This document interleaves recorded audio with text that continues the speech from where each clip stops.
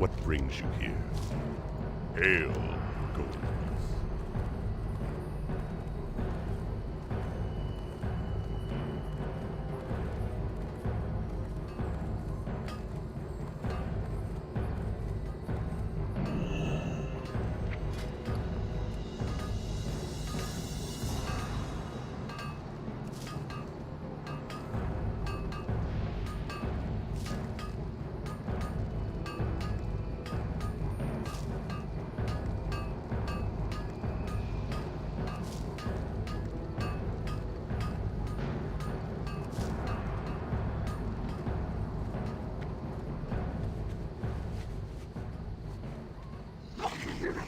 Yo, what's up, guys? Can you hear me okay?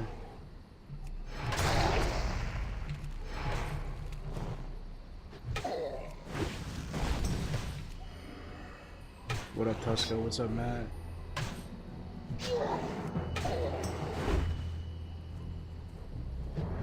What's up, Bank? How's it going, man? You guys hear me okay? Yeah, we're doing some last minute raid prep. Oh, I didn't know if I wanted to stream this or not. It's kind of boring, but I'm playing the game. I'll be up for a few hours, I figured. Fuck it, might as well throw it on. No cam. We're raiding tomorrow at a 7 server. So I'm trying to get my shit together. I've been like, leveling my alt and enjoying that, but sometimes you gotta get a reality check, go back to the main and get squared away, you know?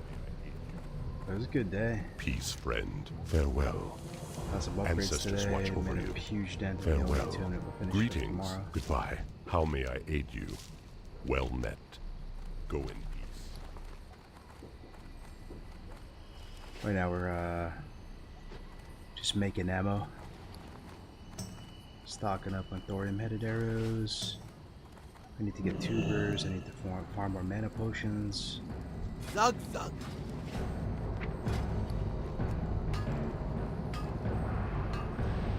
Hope you get fat lit tomorrow. Yeah, that'd be nice. What's up, Chadley? Alright. There's a lot in Vanilla WoW to do when you're preparing for a raid, right? There is a ton. Other versions of the game, not nearly as much. What brings you here? Oh, no way, Bromanda. Thanks for the raid, I appreciate it, fam. I saw you leveling on Deviant a little while ago. Thanks for that, I appreciate it very much. Hope you had a good stream. Things good with you, Bromanda. Doing some last minute raid prep. We'll be going doing Mc+Ony tomorrow, so I'll be up late and try and get my character squared away. I appreciate the raid very much, Bromanda. One of my oldest supporters, as I always say. Yeah, what's up, Scourge? What up, Blarg? What up, J Tulo? Devilzer? What's going on, fellas? Yeah, but Vanilla WoW. Thoughts on raid prep in Vanilla WoW, guys? I think with the Chrono Boon, it's a lot more chill, right? Even with the Chrono Boon, there's still so much to do. It's like absurd. It can actually be a bit overwhelming.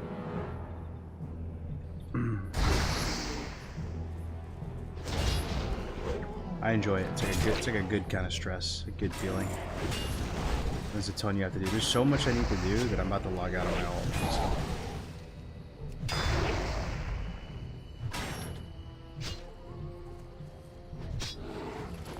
There it is, the logging rope. Oh yeah. Looking for that thing. We'll just be over there quiet.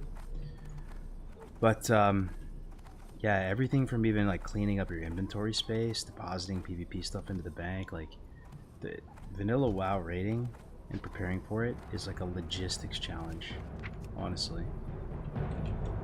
It's a legit logistics challenge.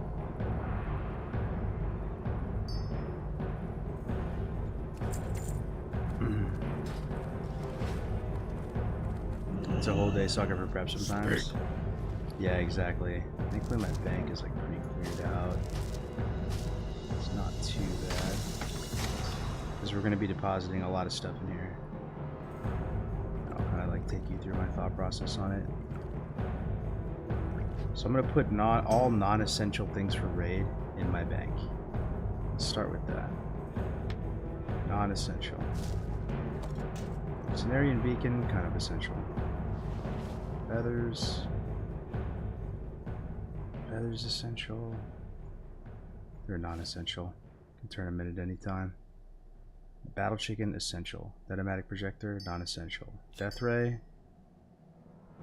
I like having this for open world PvP. We keep that.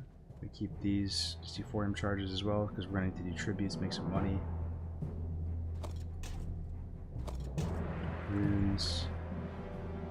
True silver rod essential. Rune silver rod probably not essential. Dynamite essential. Chronoboon essential. Soul shards, we're going to turn these in, so we'll keep them here. This scope I'm going to throw on my Bloodseeker, which I'm going to get in a second. Helm of Narm, not essential. Anything non-essential we throw in the bank.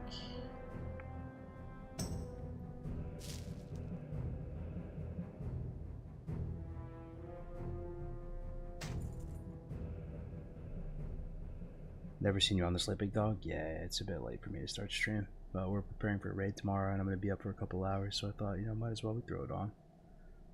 Just no cam it. Chill with the boys for a little bit. So, looking at what pieces I have. I want to maintain the 4-piece bonus for 40 AP. 23 agility. Like, these gloves are really good. I think I'm going to run these gloves. Yeah, this is pretty solid. You gotta throw agility enchant on those gloves.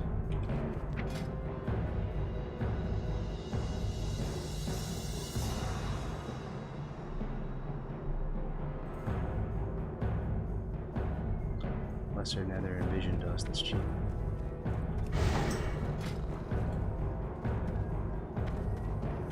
Yeah, what's up, J-Po? Finally got it, bro.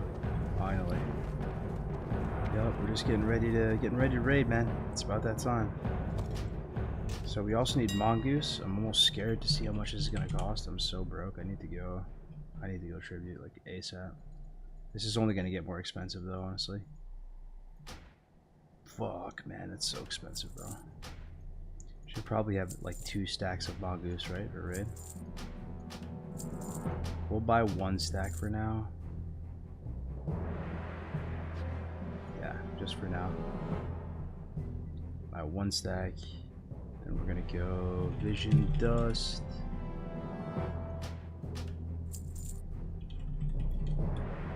Yeah, I bought that Kangs from Tyrannosaur for 100 gold. That kind of hurt me.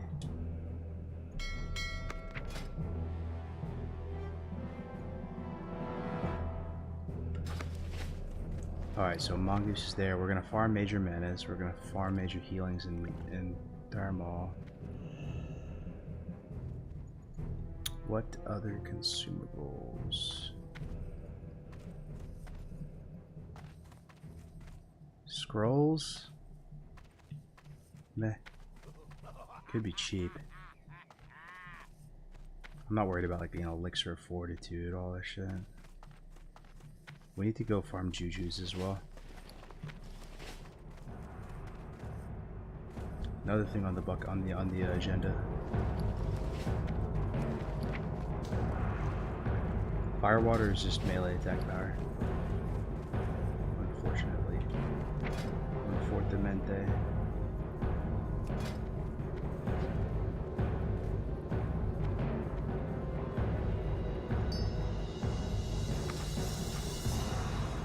Okay, that's good for now. Now I think the next thing we do, need 1 more DPS for Ubers.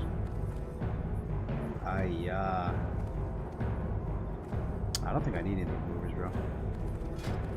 After I do I have a couple more dragons I need to kill for the Odie chain. I killed the Tanner's one today. Then I need to run Ubers again. Looking for heals DPS Albers. I'll go to Albers, bro. I still need to tame that wolf. Yo, I'll go Albers.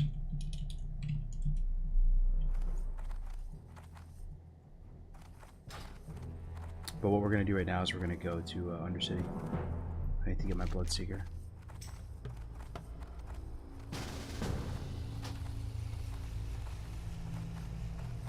So much to do, so little time. The raid's at 7 p.m. tomorrow. Server. So this is going to turn into the next quest, and that gives me Bloodseeker. I need to farm demonic runes as well. Jesus.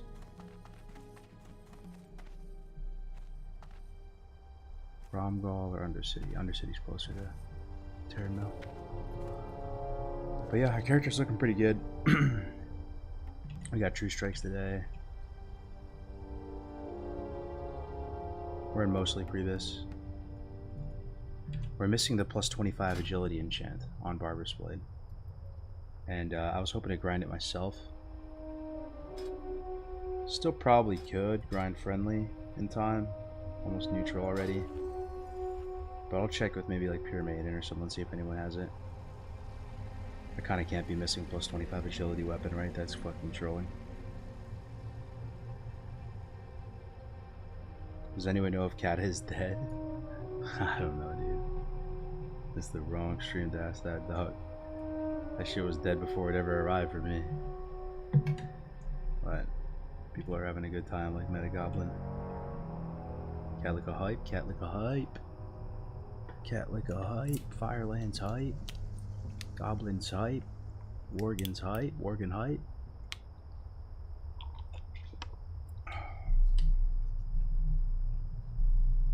Nice shoulders band, thanks bro. Yeah, a little gear check. So we're running 4-piece Beast Stalker at the moment for the set bonus. 40 AP. Nice little set bonus.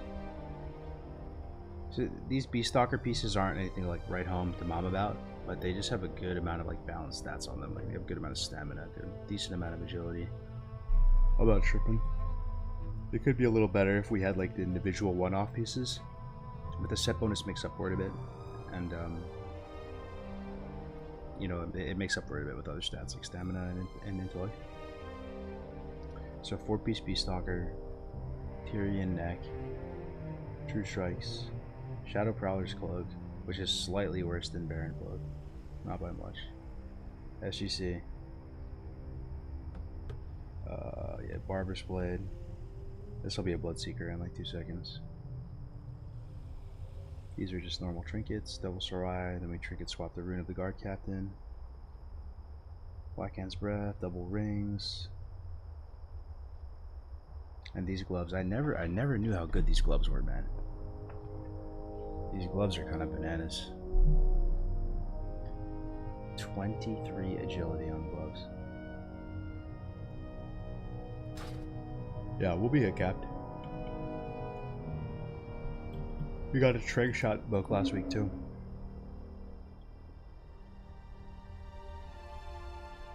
Yes, that's another one seller. Thank you. You have Blasted Lands consumed, so I need to farm those too. Yep. And then Fresh meat. probably set Hearth like Stoneheart or something, right? Or maybe Gromgal, because that's where you start your raids from, Blasted Lands. Because you turn in the items, you get the buff, and then you turn it in again to get another one in your inventory. The Scorpok Assay. So that'll be our final resting place once we're all done Blasted Lands. That'll be like the last thing we do. But actually, probably the most important thing is major mana potions. I need like 15 major mana potions, maybe 20, just to be safe. We're gonna major mana potion like every fight. And thankfully, Tribute is like an amazing way to farm those things, because if you buy them off the auction house, they're hella expensive. So we just gotta run a fuckload of Tribute. Thinking about respecting too. I know I said I wasn't, but now that we're in the 11th hour, I'm really thinking about it. Could go BM, push a little more damage. I haven't respect like at all. The entire run, 0 respects. No, it's our first raid. It'll be the hardest it ever will be. If you're gonna like min-max damage, it's probably gonna be that raid. We need tubers, ecos, with the jujus. Could buy scrolls for pet.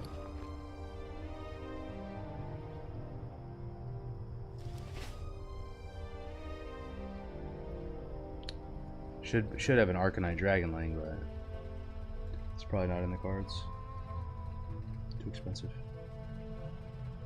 We also need enough dense dynamite. I only have 14 at the moment.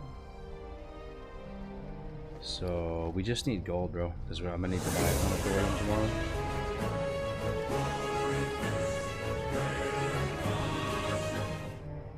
IG string scrolls for pet, yeah, exactly. Yo, we got a sub at the late night DGen hour no cam stream. We got a sub. Wow. That's crazy, dude. Riddle Master 96, thank you, man. How's it going, bro? Yeah, fresh vanilla, yup. Yup. Late night gaming sesh, yeah, that's right, Lena. I mean, I have raid tomorrow. You know, I was like, what I was saying. Preparing, this is what makes vanilla WoW. This is what makes vanilla WoW cool, dude.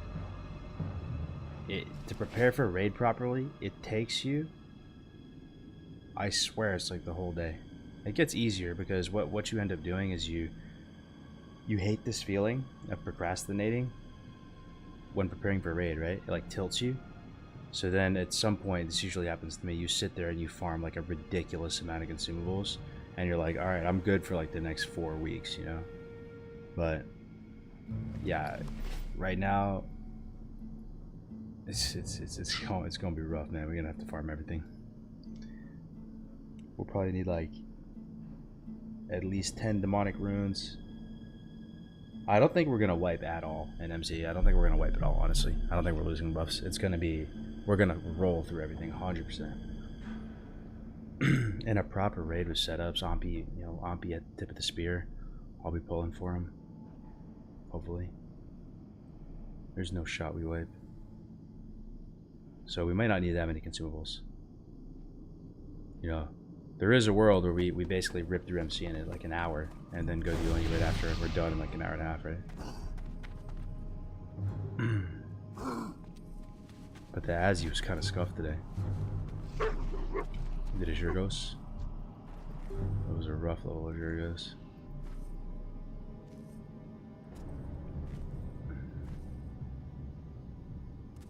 Hey Cargos, you invented hardcore add-on, then Blizzard give you any money after the official server launch? Nah, nothing like that. Nothing like that. But I did work with them a lot, and it was really cool getting to work with their team and see it all come together behind the scenes. Months and months. I had to just say nothing. It was really cool.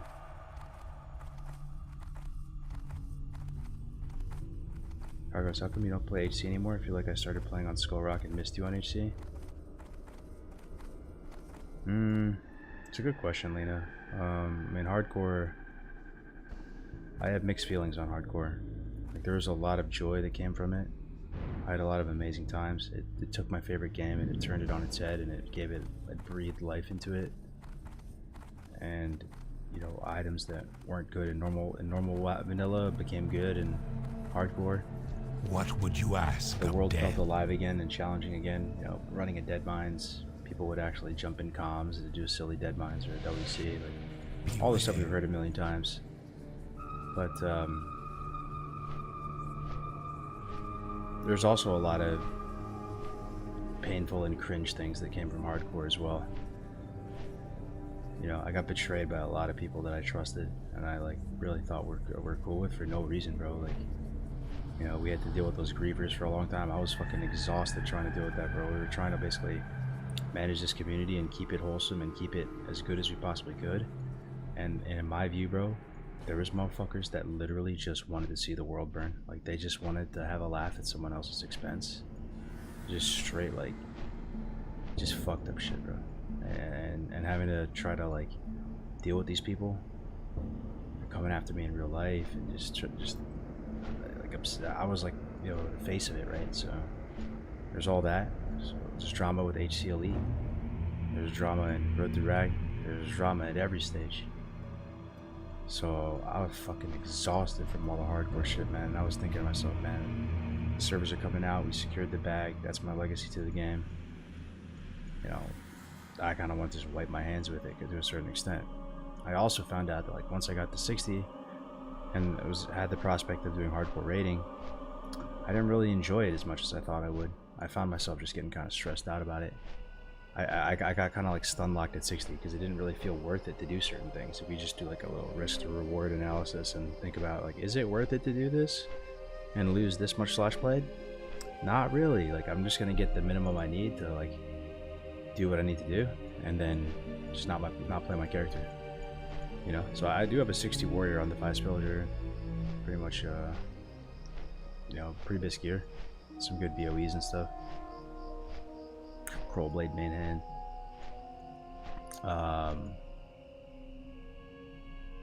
But yeah, I have love for hardcore and I will play hardcore again.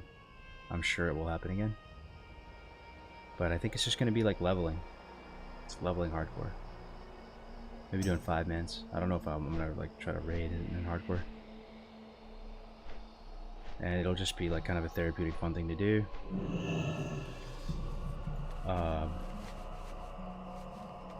But after playing hardcore for so many years at the same time, like people like Grays and myself, we came to the point where there were certain times where we were exhausted playing hardcore and we didn't necessarily want to be all anxious while streaming. If you die, you just like lose so much time and your content kind of like goes back to zero. Grays more than me. And like I just miss playing regular vanilla, you know, and basically not having to stress. You know, sometimes you just want to chill and it's okay if you die, right? Because there's a lot of content you just like don't do in hardcore because it's not worth the risk. So for me, I can, you know, some people did, you know, tribute runs on hardcore and didn't die, but that's not me, bro. I'm not risking it. That's too risky for me. Stuff like that. Like I like being able to just die, make mistakes. Zug. Victory! Normally. Bloodseeker, let's go, For the horde. bro. Nice. Now we got the Priebus weapon. Oh yeah, throw a little +7 on it. We're going from a oh, it's 3-3 actually. They're both 3-3. Both 3-3. This has got 7 agi. It's got 4 agi. 31.2 DPS, 32.3 DPS. It's kind of close, dude. Carapace Spine Crossbow is kind of sick. It's almost Bloodseeker.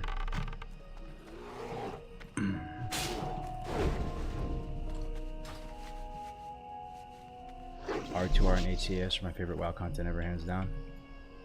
I promise you too, Blard. I promise you, bro. Whoa, man, Jeffy with the raid? Wait, Jeffy stopped streaming? What's going on with that? Jeffy's usually on night shift, man. Doesn't Jeffy usually blast through the night? Dude, thanks for the raid, bro. I'm out of energy. I'll get some rest, man. You hit 24 hours? Oh, congrats, dude. Oh, Aladar's in here too. What's up, bro? Yeah, I'm budget Jeffy tonight, bro. I don't have any of the cool like sound effects or anything like that. I'm no cam in it. I'm just preparing for raid Jeffy. I'm trying to get my shit together, bro. I was saying in Vanilla WoW, like it takes a long time to prepare. You know, there's a lot you need to do.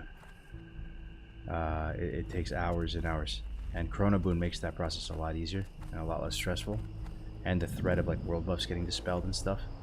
You know, there's this new guild here, and they're talking about dispelling world buffs. So I'm like, bro, same fucking summer 2019 classic, bro. It's a different beast. We have Chrono Boon now. You can make your little priest alt spam dispel on me. Why isn't it working? But yeah, like I like the Chrono Boon with that. Cargo says that late night R&B radio vibes voice going right now. Yeah, this is that stage 7 final form gamer husk. Forsaken. Lean back in the chair. Got the double chin going. That's where I'm at right now. But anyway, so we got this. What do we do now?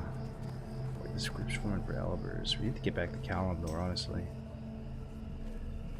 We need to get tubers, we need to get demonic runes, we need to run tribute, we need to...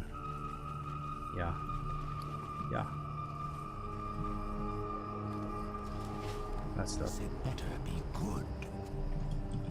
But, thank you very much for the raid, Jeffy. I'm mad love for you. I mean, if you don't know who OG Jeffrey is, he's an OG vanilla WoW player, like myself. He might have been playing longer than me, I'm not sure.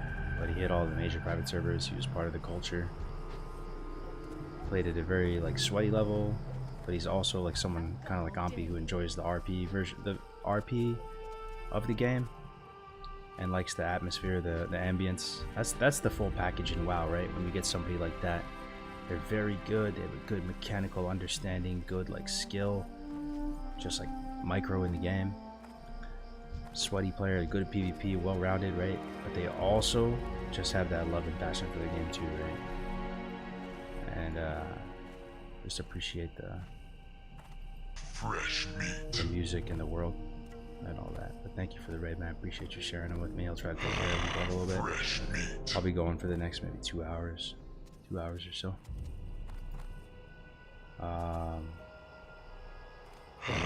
Gummy's legs sends their regards. Thanks for the follows, guys. The fresh meats.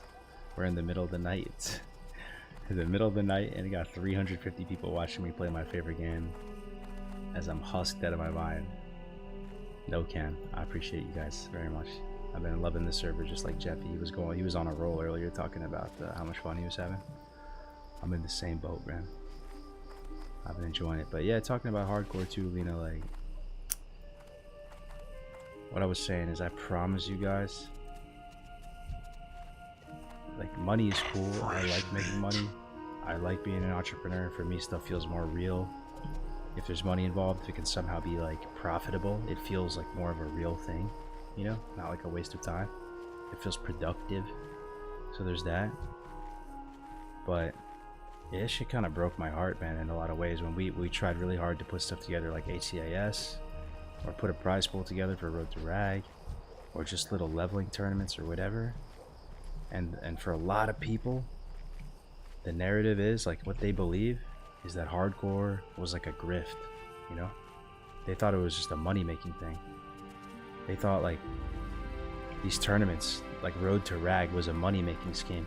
And these aren't bad people, you know? I know these people, like they're vanilla WoW enjoyers. I see them in all types of chats. Like, they're not even saying it in like a super hateful way, but that's just what they believe, you know? I don't really know what else to tell you, but it just fucking wasn't. Like, of course you're gonna try to monetize stuff if you can and make it productive and profitable if you can, and like you said. But, you know, so I love hardcore, and it made my channel what it is, and that's what most people know me for. But there is also a lot of there's also a lot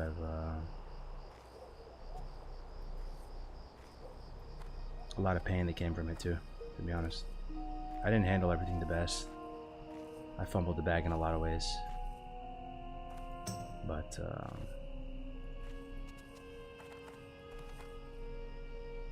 bro, hardcore was not a grift. The people who were there at the start and they were there early on Blood Sale, they fucking know that is true. It grew organically, just like this server, in the exact same way. And I'm telling you, there are some people who just want to see the world burn, and they're just about that. They're just about that life. They like to laugh at people's expense, to tear things down. It's hard to build something up. It's easy to tear it down. It's so easy to tear it down. But we actually held it together. You may not agree, but that's what I feel. We held it together. They poked a bunch of fucking holes in the ship, but we just put duct tape on the holes. We got through it. We dealt with hundreds of griefers and shit on Blood Sale, just trying to fucking ruin people's day and have a laugh. Circle jerk each other in Discord, like. And some of those griefers were built diff, man. They got very creative, and you know, I can kind of respect the you know, some of like the links they went to get creative with the game. Learned a lot about it. I learned a lot about this game, like from those griefers. But I hope that answers your question. I still love hardcore, and I will come full circle and play it again, but I just want to relax, play regular vanilla, not have to worry about dying. I am forsaken.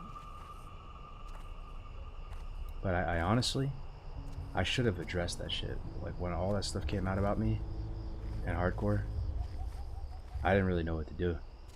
I was already like 1 foot in, 1 foot out. Like I was already kind of fried. I was already like, didn't know who I could trust.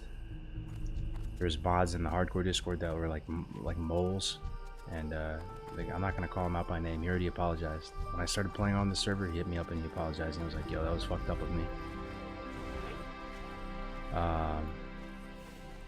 I should have addressed all of it. That would have been the strong thing to do. That's what like a leader would have done, is like addressed it all. But for me, like, I felt like I didn't know who I could trust, and people were starting to come after, like, not come after me really, but I was starting to have weird shit happen to me in real life. And you know, I'm a husband, I'm a father, and you know, my wife works a good job, and like, it's the second anything gets even remotely compromised, for me, I was like, I'm just pulling the plug on everything, man. Fuck this. This is the first time in my life, really, I've had people straight up make up stuff about me. Like 100% fabrication. People that I collabed with, that I talked with, I had like good calls in Discord with. Chill guys too, like stoner types who are like friendly and joking around, and you would never expect it. Snakes in the grass, man. And I worked hard for years to be a champion of vanilla. Like, that's all I've ever been. You guys know that. I haven't touched retail from the start, not even one time, bro. I'm vanilla to a fault. I played on most private servers, even just for a bit, you know, to check the box. I've been there for every stage of Classic. I put the time in. Fresh meat.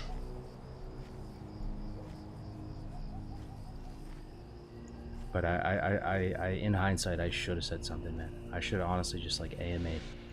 Because when I just pulled the plug and left, I thought it wouldn't even be that big of a deal, honestly. I was like, it'll all blow over, you know? This is the best way to just dead the beef and move on.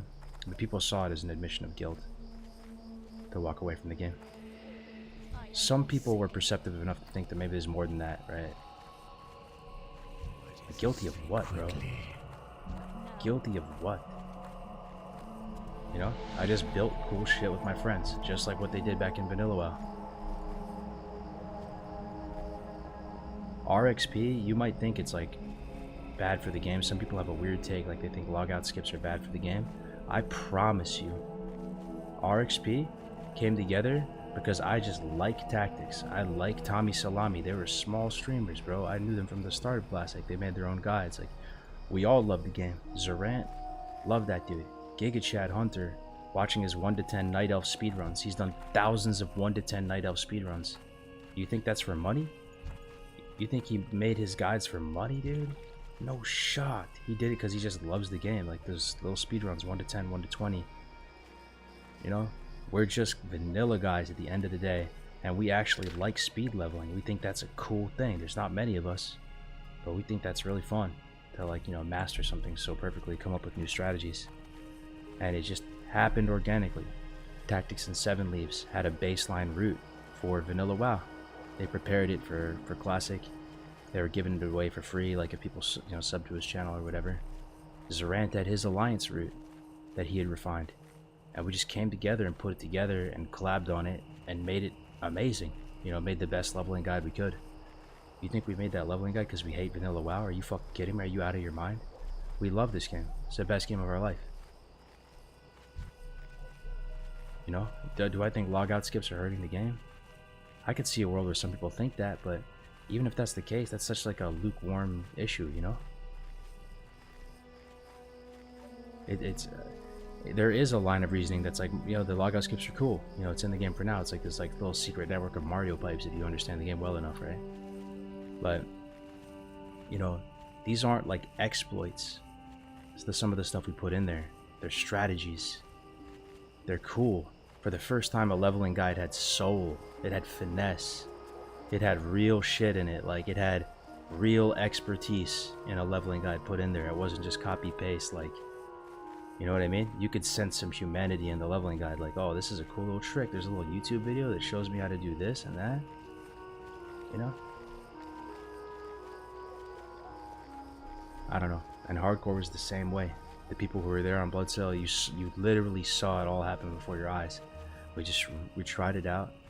I made Iron Lad one day. We were just trying to do Iron Man, go about our business. Believe it or not, there was an Iron Man community back then, and they were giving us a hard time, saying, yo, don't call it that. What you're doing is not Iron Man, blah, blah, blah, blah, blah. We made the realization, like, man, Iron Man kind of sucks in Vanilla WoW. It, like, we, you know, what makes Vanilla WoW special, like, as we've said a million times, is the talents. Like, you can't play Vanilla WoW without talents. What is that? You know? So we just modified the rule set. It came together organically, just like this server. You know, I was a small streamer back then, but I had some connections from private server scene, and my YouTube channel was kind of growing and stuff like that. So hit up a few people. There's a few early adopters like Grays and Jamin and a few people. They started streaming it. We just started having a good time. We just picked a low pop server, Bloodsail Buccaneers. There was almost nobody playing on that server. Almost nobody. It was just like this. I leveled a paladin, AoE leveled a paladin, protection on Bloodsail. A lot of you guys still ask me to put those VODs live on Bloodsail, and I was like, man, this server is cool. Like, there's no one here. It's RP. That's the server we chose, right? And just like this server, the good vibes spread. The positive outlook on the game was refreshing. People actually liked the game. People aren't shitting on the game and saying, oh, it's a 20-year-old solved scripted game. Like, we're very like self-sabotaging in that way as like classic WoW players sometimes. You know, we actually liked the game, and that positivity and that outlook spread. More and more people started to join. We refined the rule set more. There's a lot of smart people who play vanilla WoW too. We came to find out. Engineers, full stack, you know, software engineers, businessmen, managers, whatever it was, and people would just like try to lend their skills to help the hardcore, like, you know, movement out. And it was actually incredibly easy to find talented people to help work on an add-on. And then, you know, we had this vision for an add-on. We never thought it'd be possible, but I was there for every single call, getting each new dev on board. I remember them Blenderer splitting up the tasks and treating it like a real thing. You know, these guys are like full stack, like SaaS engineers working at like Amazon and all types of stuff, and they carved out hours from their, you know, their work week to work on this hardcore add-on. And we had this wish list of everything we wanted. You know, I remember Yazpad, Blenderer, Raizoku. These are some of like the first devs to come on board and work on it. And we just dreamed up stuff, and they played with it, and like they were super excited each week because they found ways to do it. And then we came out with the add-on, and the add-on was crazy. The add-on was such a game changer. At that point in my mind, like, I kind of knew this was going to take off. This is fucking amazing. Like, this add-on works well. The death alerts are just like content, and it like adds to that kind of like level of immersion and like feeling of like, oh, you have one life, you know.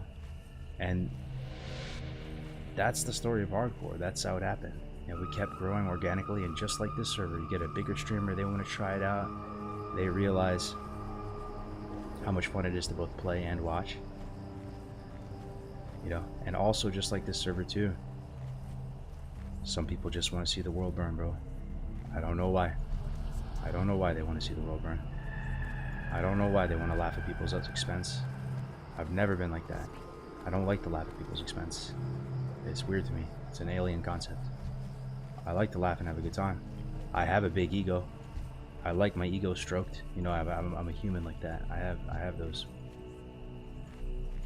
things, but I do not have the bone in my body that wants to laugh at someone's expense, unless I guess it's like somebody who's hurting somebody, right? Like if somebody is trying to bully somebody or whatever, right? And then, you know, you know, someone's clowning on them or something, you know. But it's, for me, the idea of like going out and griefing somebody who's trying to like just RP and believe in a new rule set and play hardcore, right, and try something different, and go out here and try to play One Life WoW and be part of this community, to go out there and just like fuck with them for no reason.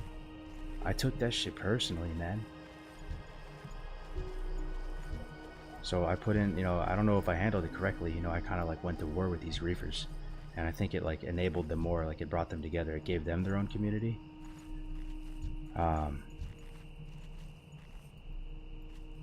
But the alternative is just letting them do whatever they want, and just letting them do whatever they want, running around with transferred multi-life 60s and just like circle jerking each other.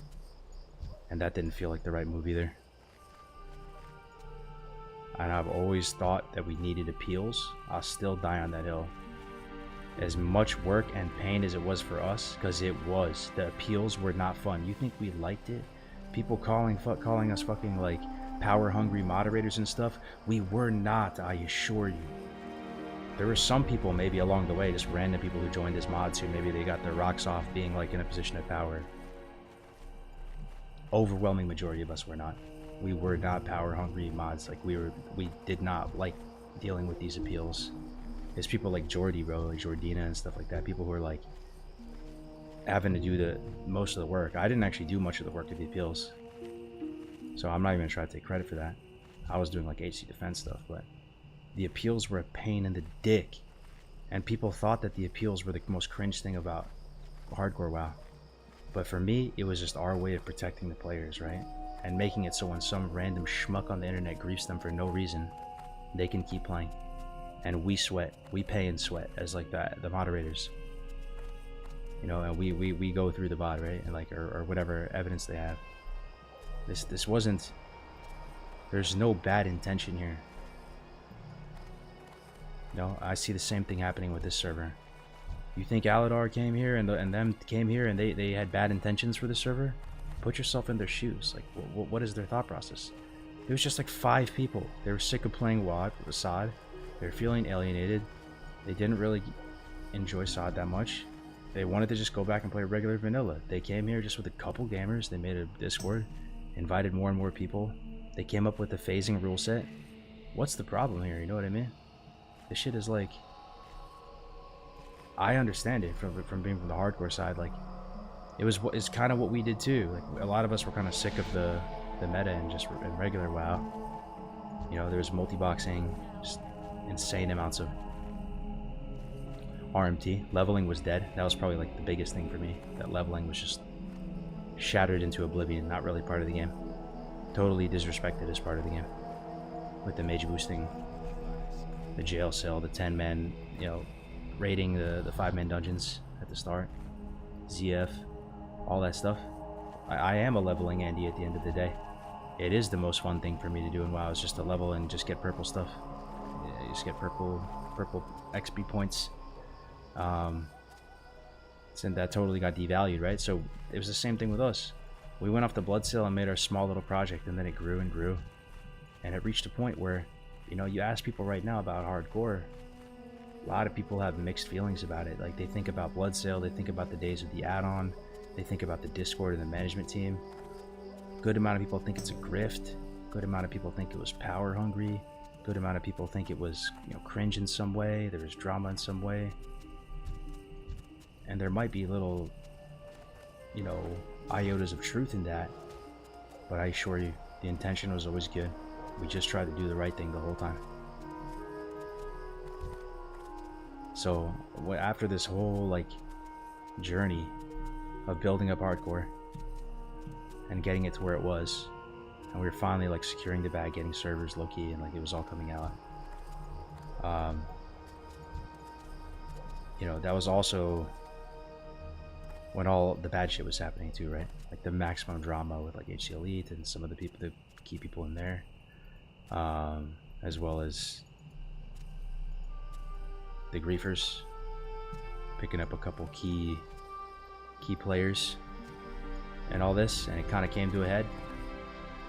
I was pretty fried. I didn't know really who to trust. I already knew hardcore servers were going to happen, for me, people were crossing a line in the sand, trying to make it, you know, about real life and shit. So I just pulled the plug, you know. And the reputation, the name, like my brand that I worked hard for years to build up, like from private servers, that shit broke my heart, bro. When I would go to Reddit or whatever, and people were like, "Yo, Cargos is a fucking scammer." What the fuck did I scam, dude?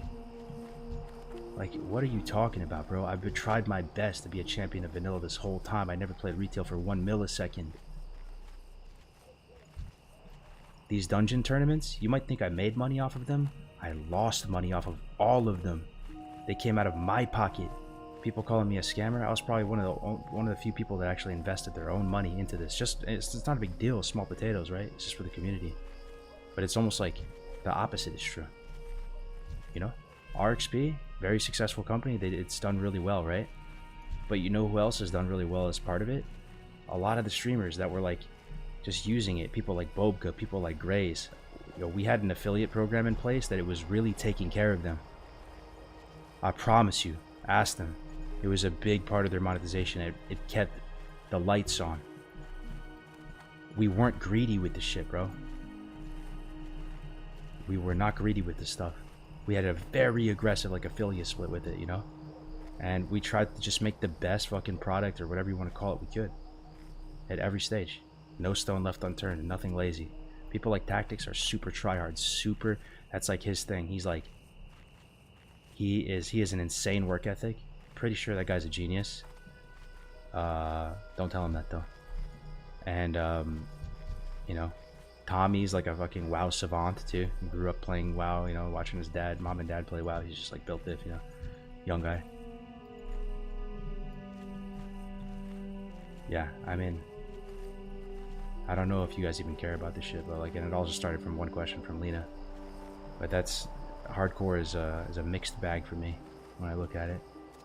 But I will say, like, coming back to the community recently, after all this, I came back and I didn't know what to think. I got Cargos tattooed on my right arm because I thought, like, all right, that was a part of my life. I think it's over now. I think my like whole brand and reputation is fucked now for some reason, though I honestly don't think I did anything wrong. But it's part of me forever, so I put it on my right arm. And I just came back to the community, went to test the waters, throw the stream on. And of course we had a few people, you know, just saying like, oh, scammer, you're back, whatever it is. But most people, like 99% of people, were actually very warm and welcoming. They greeted me back with open arms. It was a lot of the same faces I remember before I left, even though it was a whole like year later. And I was shocked. I was shocked at how easy it was to come back and how cool people were. And maybe in my own mind I like inflated the drama more than it actually was.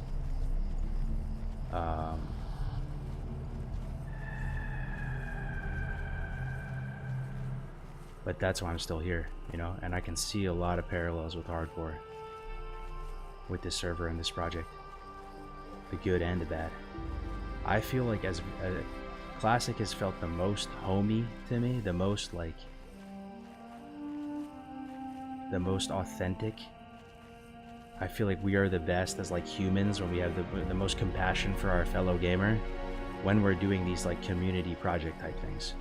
It's not when Blizzard spoon feeds us the content on a silver spoon and we just digest the food, you know, per their phase schedule. A lot of times when that happens, people can get kind of toxic, they can get kind of selfish, myself included. You know, but when you do something that's like grassroots kind of community, it like toggles that off in people's brain to a certain extent. People kind of look out for each other because they feel like it's their own, you know. So it's brought out some of the best and worst of people. Is how I view it with hardcore and this. And just like with hardcore, there's people that want to see the fucking world burn, bro, for no reason. For no reason. And I don't really want to fan the flames of the drama or anything like that. But all I will ever say on it, and I'll probably never talk about it again, is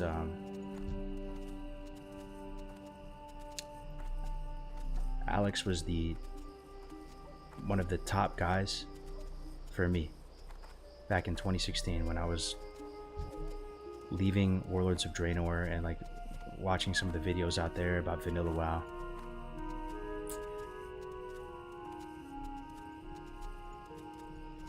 checking out Nestorius, Elysium, all these things. I've always had a soft spot for him, and you know, Crix has a soft spot for me in that same way, because I was apparently one of the guys, pretty much the guy that got Crix into all this. You know, everybody has that for their generation of like creator. For me, I've said it a million times, it's like Hamster Wheel, Dodgy Kebab, Orkbit, Alex, all those guys, right? And I wouldn't be here without watching their content. Like, it inspired me. It made me feel like, oh shit, I need to be part of this community. This is awesome. You know? And in the past, I really wanted to be his friend and stuff in the past. I remember just being a viewer. Like you guys, I wasn't streaming. I'd just be in his stream chats talking, right? And, you know, became friends with him over time. You know? And for years, man, I tried to stick up for him, even though a lot of people didn't like him. I don't know if any of you guys remember that, but like, I always went to bat for him, bro. I swear on my life. For years. People would try to shit on him and I'd be like, nah, bro, like, nah, it's not like that. Played Halo with him off stream. Talked with him in Discord calls. Many times, just off stream. Good, like, just pleasant conversations, you know? He's an East Coast guy like me.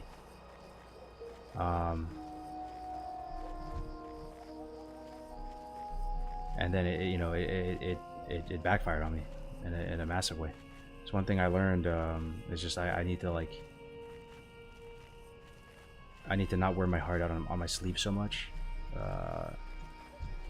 and trust people too easily.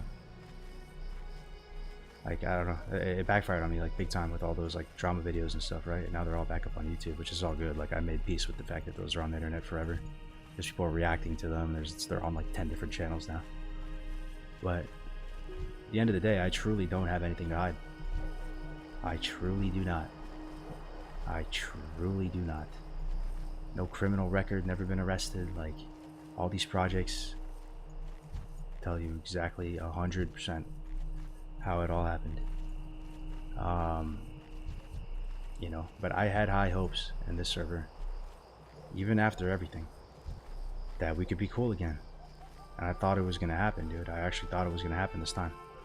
I tried to be a massive bloomer about it and like kind of amp him up and be like, yo, I'm hyped to be playing on the server with you, bro. Like, it was a big healing thing for me. Like, dude, the guy who, you know, caused a lot of this for me, you know, potentially cost me hundreds of thousands of dollars or job opportunities or whatever.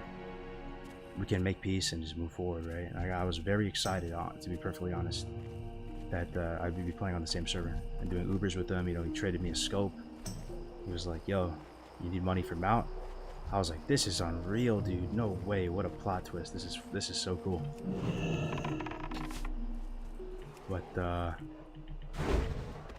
now it's probably gonna bite me in the ass again. Once again, dude.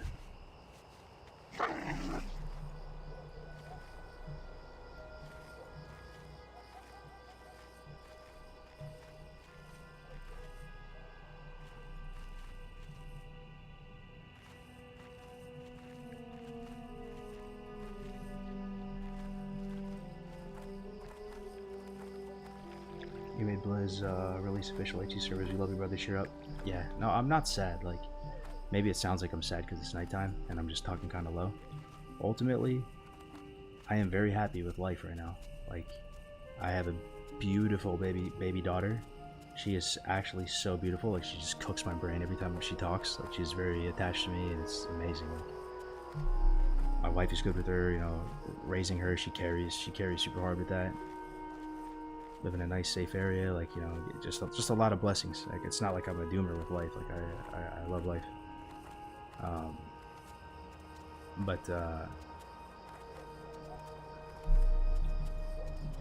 I'm just trying to share my perspective on all that drama that happened like a year and a half ago, because I wasn't in a good place after that. After it first happened, it was definitely not a good place. But since then, I fucking cleansed myself. I cast cleanse on myself like 30 times. Cleansed all the fucking debuffs. Came back stronger. And now I feel good, bro. I'm comfortable, confident in my own skin. I feel like I'm in fighting shape, bro. And I feel like I have some balance in my life now. Balance fitness, nutrition, WoW, gaming, streaming. Trying to do streaming better now. I feel like my content is half decent for once.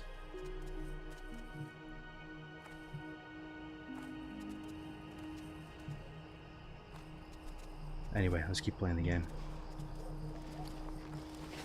Because I need to prepare for raid.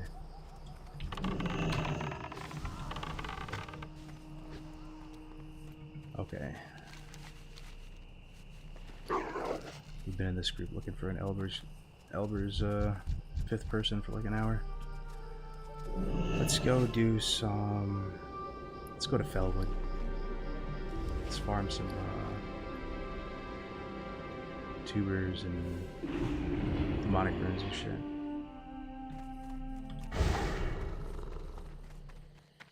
What do you even need for raid? I need a lot. I need tubers. I need like 15 mana pots, so I need to run tribute a bunch of times. I need just some more enchants. I need blasted lance buffs. I need to do my winter spring eco quest so I can get jujus. I need to go tame a wolf and elders, which is what I'm trying to do right now. Let's go Fellwood. Let's go, actually, it might be faster to go here. Goodbye. Probably is. We need to go southern Fellwood. You need a DPS for the group? Let me ask.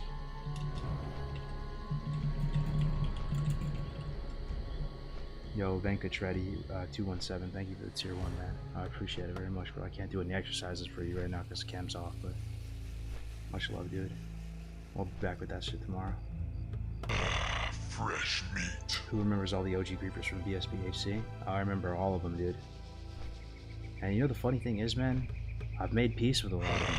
Fresh meat. You know, there's actually a guy in OG Jeffrey's chat, that Iverson dude. He has a bunch of different accounts, but he was that guy. He was Cargo's HC. He was that main hunter. He's a private server guy. He knows like Team Muggsy, and he goes way back. He's played on a ton of the private servers. But yeah, that Iverson dude, that was him, bro. In the mountain all day pulling stuff, Cargo's HC. And that stuff was a little lighthearted, you know, in a way. But like, you know, he did like impersonate me for real though, right? Like he actually would like type messages to people, like paragraphs, saying that like he's me, right? He had Cargo's HC, the name, and saying like, yo, I'm very disappointed in you for blah blah blah. Of course he's just having a laugh. I think he's just like a Giga troll kind of guy. But those messages were fucking bad. Like those were tough to like untangle, you know. And you know, he was like rank 1 griefer on the server. Like he just constantly, like he has a very strong work ethic. That guy was in the mountain all the time, shadow melded. And the scariest thing is a griefer that actually is good at the game. And I'm not gonna lie, he's pretty decent at the game.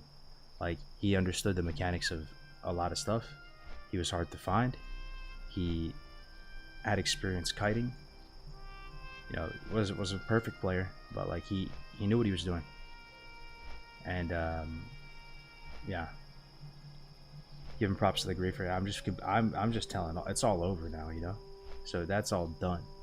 So now we're in like the retrospective. Of course, I'm not saying that while it was all happening. You know, there was a lot of us that just fucking hated that guy back then, bro. Hated that guy because he was keeping us up late in the mountain, bro. Like just taking shifts, like looking, like it was just some weird shit. Like, it was some weird shit. But, you know, during Blood Sale, like there's probably 10 different Cargo's characters at 60 griefing, at all times. And they had some pretty effective strategies, you know. Like still to this day, you know, it's probably like a 50-50 shot if you just say like, oh yeah, like oh, you know, Cargo's is my guild or something. Someone might say that. It's like a 50-50 shot that the person you're talking to is gonna be like, yo, isn't that griefer guy from Blood Sale? You know what I mean? It's literally 50%. Like that was an effective strategy. I have to hand it to them. I'm just fucking cloning my name like that many times and just griefing nonstop. But yeah.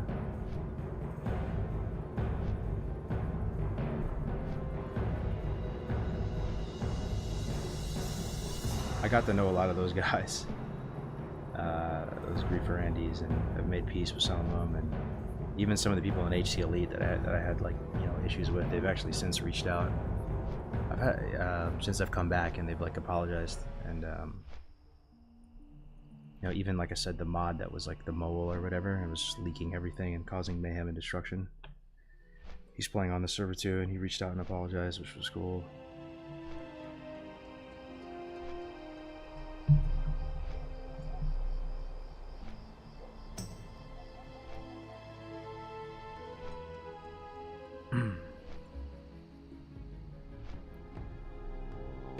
I had people in my last HC guild think you were him. Yeah, exactly. Exactly. Why are there so many weirdos in Classic WoW? Yeah. It's true. I mean, like, I think, you know, 90% of people are pretty well adjusted and fine. But there definitely is like a fringe element of like 10% players or maybe less that are batshit crazy and just want to see the world burn. But they just happen to love vanilla WoW as well, you know? They also love vanilla WoW in a way. Maybe for different reasons. But this is their game. If I ever get bored on DD, gonna try and finish my HC official road park at 40 with mount. Nice. Nice. But you know, it was traumatizing in a way, dude, where trying to stream and play the game when you have people constantly just trying to fuck with you and like grief you and shit. So it makes it kind of sucks the joy out of it, like that kind of like RP feeling, that immersive feeling of hardcore.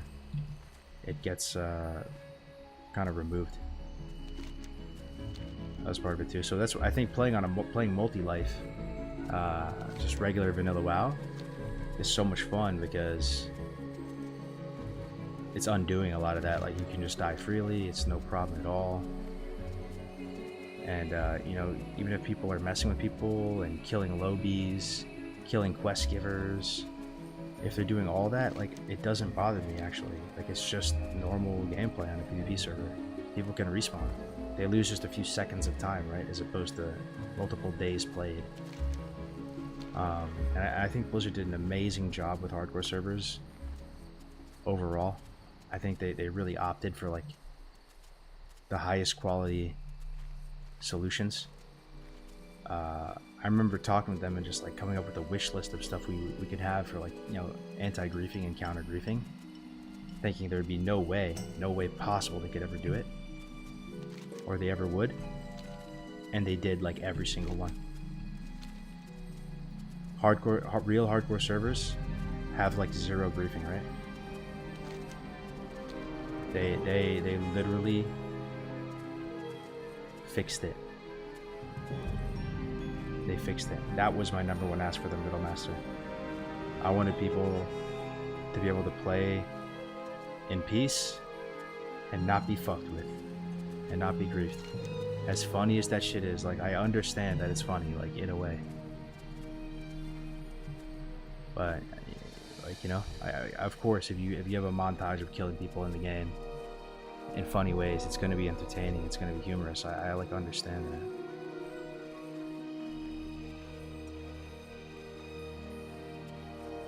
But at the same time, a small part of you must kind of think it's fucked up if they lose. If you just made somebody really sad. You just made like an innocent person who was just playing the game really sad for like no reason.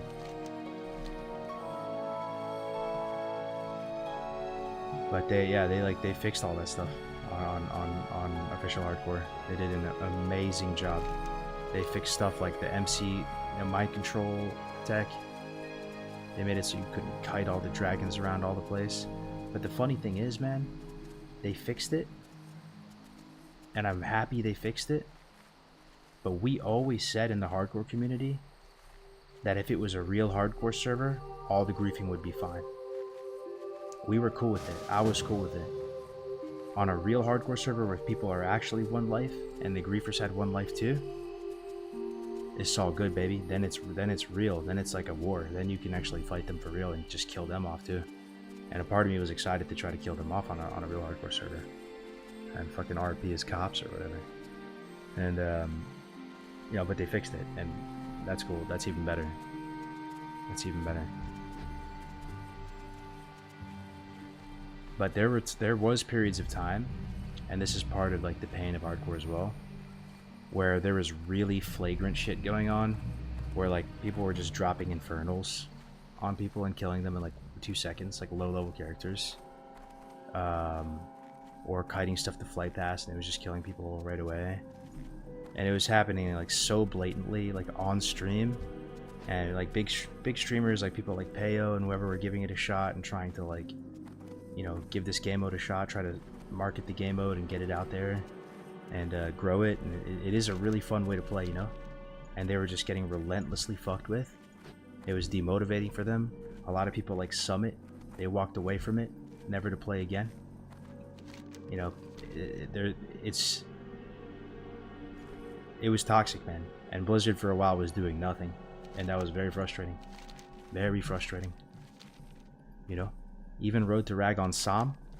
You remember how Blizzard looked at Road to Rag on Som? They loved it. In hindsight, even at BlizzCon, they were like, we love to watch that emergent gameplay take place. God damn it, that was the best thing ever. Kill it. We were all on the edge of our seats in the office watching you guys kill Ragnaros. That was fantastic job, community. Did they help? Do you think that they helped? At all? On Som? At all? No. They made the buff, but the buff ended up being a curse. That's how I feel about it, actually, to be honest with you. The Soul of Iron was, it was good and bad. It was good because it was a nod to the community and it felt like this is a little bit more real, and it probably brought some people in. But it was also bad because when people lost their little Soul of Iron, people didn't want to group with them. They didn't want to play with them. People are like saying fake hardcore character. Community is cringe. Whatever it is. So if you remember Som, that's literally how it worked. They put a nod to the game in. I remember getting super excited. The VOD's still up on my stream. When we first saw it, Graze and I were freaking out. We're like, dude, no way. They fucking did something in hardcore. Holy shit, dude. Like, we affected the game, man. Like, they put this buff in. No way. No way that's true. And it was true. They put in the Soul of Iron, you know? But were they banning anybody who was just flagrantly being completely toxic pieces of shit? And you know, stream sniping? No, there's none of that. So that's why a bunch of us, you know, like I made a hunter named Weeb Slayer X, and we had some troll names, and we started playing multi-life on Som, and we just kind of went to war with them, and we were just trying to, you know, just counter terrorism them the whole time. And that's what I did on Som. That's why I stopped playing Road to Rag pretty early. I just ended up being the bank guy. You know, I had my hunter at 60, and I was just like the guild fucking banker because I didn't want to lose any of the great, like, you know, valuable stuff. So I took the L with that, and people gave me a hard time with that, saying like, you know, I still to this day don't really understand why they were so mad at me. I guess they were like, bro, you're like the godfather of hardcore. You didn't even go in the Road to Rag raid. You didn't even go on the Road to Rag raid. But at that point, my gear wasn't even good enough, bro. I was just the bank guy for like weeks and weeks. Them taking me is kind of like just a way worse option than someone who actually was way more geared. You know, at that point in time, we didn't even know if it was possible to do a buffed MC with no world buffs without dying. Road to Rag was almost DOA'd because we thought it was already almost impossible to do with just normal 1x vanilla. And then Blizzard threw us a curveball and said, no, everything's going to be buffed now, and there's going to be no world buffs. So it almost stopped the initiative in its tracks. But we just doubled down and we're like, you know what? It's still possible. We can still do it. And we did. And we killed his ass. You know? But Blizzard views Road to Rag in a very positive light.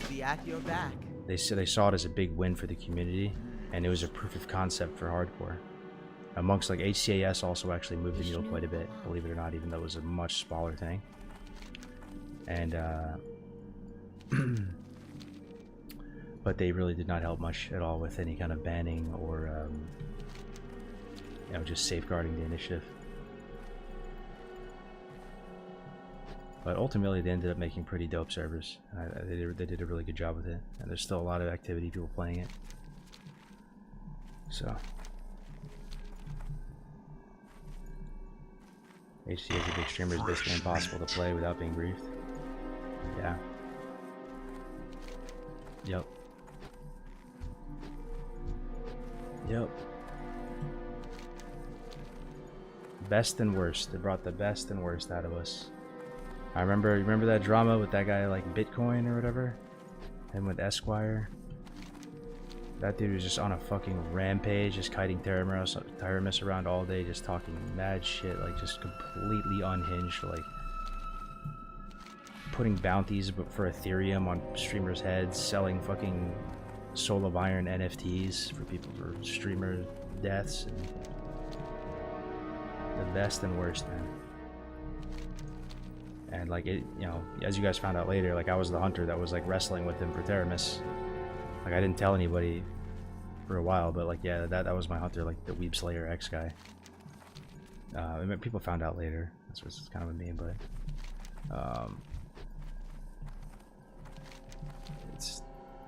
it was the best and worst.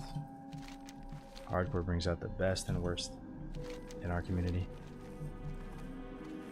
So something like this, when it's just normal vanilla multi-life, oh, they're all there? Oh shit, bro. Might as well replace me, bro.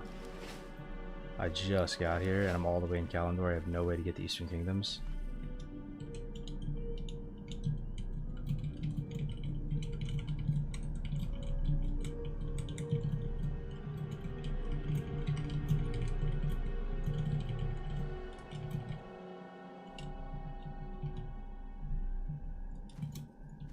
Anyway, let's just farm some stuff.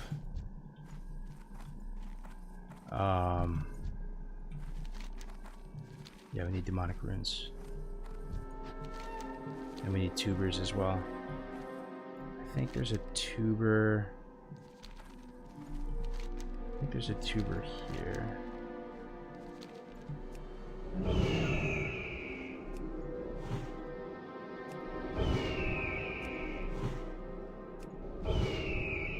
Well, there's for sure one in the ruins of Castellus. Let's go there. I just want one stack, like 20. Did you ever think about joining Soda's Hardcore MC raid? Since I'm just telling all tonight, you want my honest take on that, bro? The OnlyFans thing, right?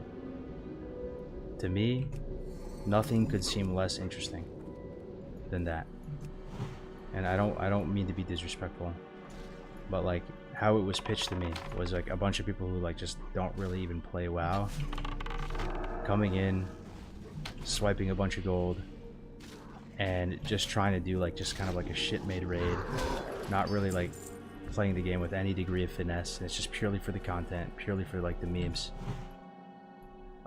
Just for me personally, I honestly could not find anything less inviting than that. Like, I like to play the game ideally with people who love vanilla, who understand vanilla, who respect the game, they understand what makes it an awesome, fun game. So it just wasn't for me, but I understand people had a good time watching it and stuff like that. But I almost see it in a way of almost like making a mockery of the game, in a way.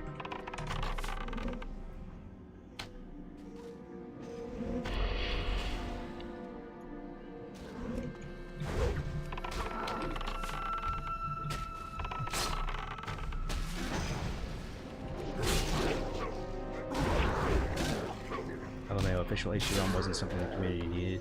It went downhill from there. HC on official servers were BIS. I know you feel that way, Drazon, but official hardcore servers came out. That was what we had to survive till. That's what it felt like on the other side of the coin. It may have not felt like that if you were just a player playing on the server, but for us, like the management team of hardcore, it was like, we just need to survive right now. We need to patch holes in the ship with duct tape. And yeah, there's lots of bad press, there's lots of drama, there's lots of people who kind of trying to like usurp things and cause issues.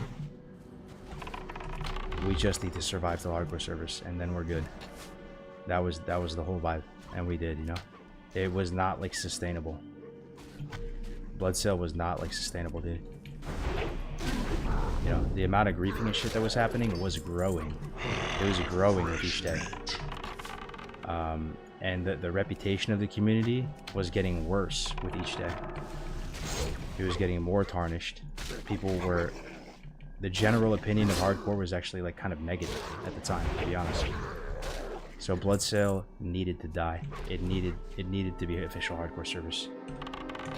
And now you guys realize that Bloodsail was sick, but it's one of those things where you don't know about like the good days until it's gone, you know? At the time, if you cast your mind back to those servers, you have to remember what people were saying about it. You know? You have to remember the tiny violin shit and like the whole vibe with HC Elite, and like it was just a shit show in a lot of ways. And we just had to survive until hardcore servers came out.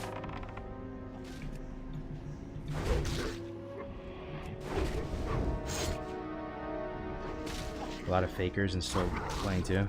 It was getting bad, bro. There was people that were trying to sell strings, verifiable strings, to get into the 60 guilds. Because if you remember, the add-on had a string you could export at the end of it. And you know, we did a decent job like encrypting it or whatever you know, using whatever we had, but we're not like fucking like the most funded development team. It wasn't the most insane thing. I bet you if you were like a full stack software, like, you know, genius Andy, like you could have picked that add-on apart easily if you knew how it worked, right? But we were just trying to like our best to make it feel as real as possible for you guys, so you guys could have a fun time. But like I said, some people just want to see the world burn, bro. They started selling encrypted strings and trying to like get into the guilds. People started like buying gold and trying to sell HC60s on Bloodsail. There was... The movement outscaled us, and we weren't Blizzard. So we're essentially like a bunch of cops, but instead of like rifles and guns, we had a fucking like... We had like a, you know, like a laser pointer or something, you know? We had like a plunger. Like, we can't actually do anything to these people on the server, like... Yeah.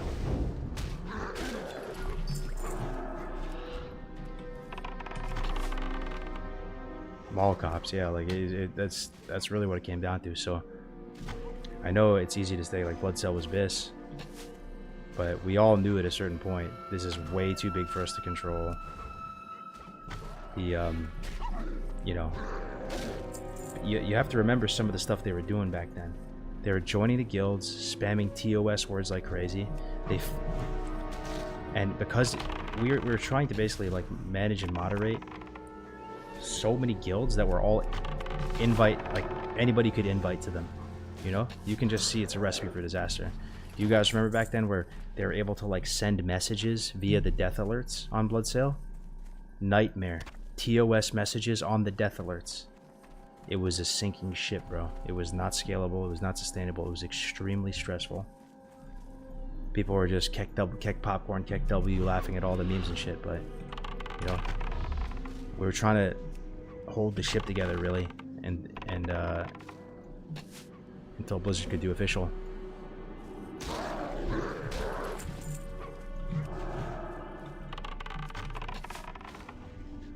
You know, you remember that Joker death when they killed him outside of Black Rock Mountain? You remember that shit? Like, that stuff was like damaging to Road to Rag, you know? People were saying, oh, yeah, fake character or whatever it is, like they let this guy keep playing because he was a streamer, blah blah blah blah blah. Stuff actually had a massive impact.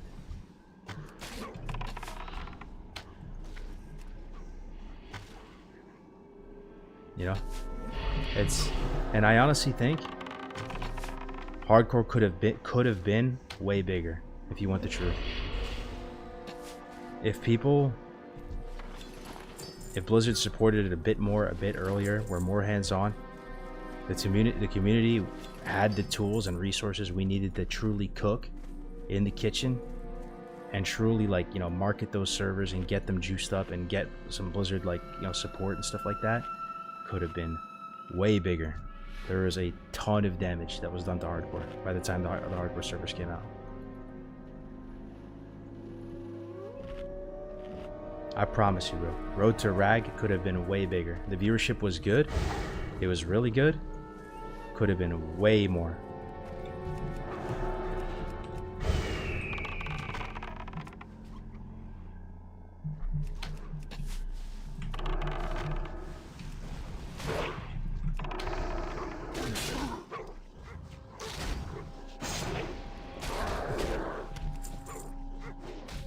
Be killing KP still insane. Yeah, you're right. 100%. It's an amazing thing to me that they did it. We went from, you know, being impressed at getting level 17, running dead mines on hardcore, to beating the whole game. It's crazy that they did it. But I'll tell you what, after Road to Rag, not even official servers, I'm talking SOM Road to Rag, anybody who was in that raid or was part of that project, like almost everybody, I guess there was a few, and that's literally what started the whole AC Elite like arc or whatever. People were cooked out of their mind, like Ampi was done. He was like, yo, I'm never doing this again. I'm never doing this again. He ended up coming full circle and doing it again. But it may have seemed easy from the outside looking in, but truly, in SOM Road to Rag, they limped across the finish line. You might have thought, oh, there must have been tons of like different classes and people on the roster just like waiting, you know, once somebody dies, you know, they'll swap some guy in. There was like barely enough people. And Ampi actually called me. I remember I was at the mall and near my house, just getting boba or something, right? And he calls me, and this is like, they had planned to do like another 2 weeks of trash farm before going for Rag, right? And before trying to do it on SOM. And the people watching thought it was cringe. Like, remember Road to Reset Cacao, that type of shit? And like the players, this was right around winter break, I think. So people were there. We lost some momentum with people like leaving, going on vacation. And he calls me, and I'm at the mall, and he's like, dude, we're doing Rag next week. We're just doing it. On Reset, we're sending it. We're all in right now. We're not going to make it. We're literally not going to make it at this rate. We have to just all in right now and just send it. And this is before they had practiced some of the final bosses, right? It was like, they when they did their final thing on Road to Rag, I think that they ended up doing, you know, Rag, Domo, you know, the fucking Golem guy, all that for the first time. Because before the final one, they had been practicing the bosses and getting the strategies down and farming them and getting gear, right? You remember that? They just sent it, and they went like 4 bosses plus Rag. We've never practiced with them. We're not going to make it. We're not going to have the players. People are burning out. The vibe is shot. People are demotivated. We're just going to send it. And they sent it. And they did it. And they had those 2 deaths, bro, on Rag.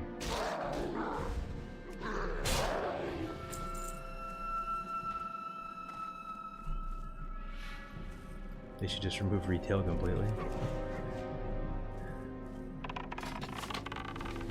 When OnlyFans mob tagged to get the 60, it took any legitimacy out of it for me in the HC rating. Yeah. I don't know. It just doesn't seem appealing to me to watch or play alongside a lot of people who don't even really like play vanilla or like it, and they're just kind of there for the memes, and they're just like fucking around and almost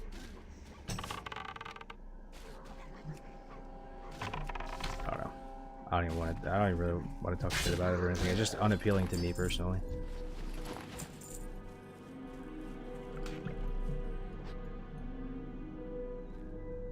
That's the true difference between exploiting and expertise of logout skips. Mongoose recipe, yeah, it's a common recipe. It drops all the time.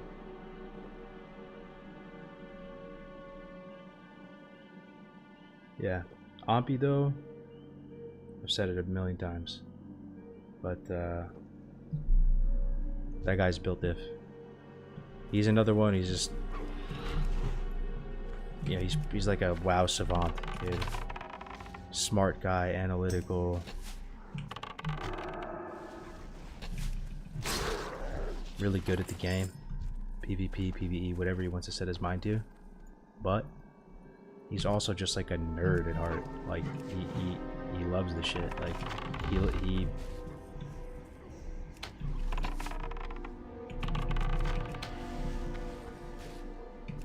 you know, he believed in hardcore from the jump.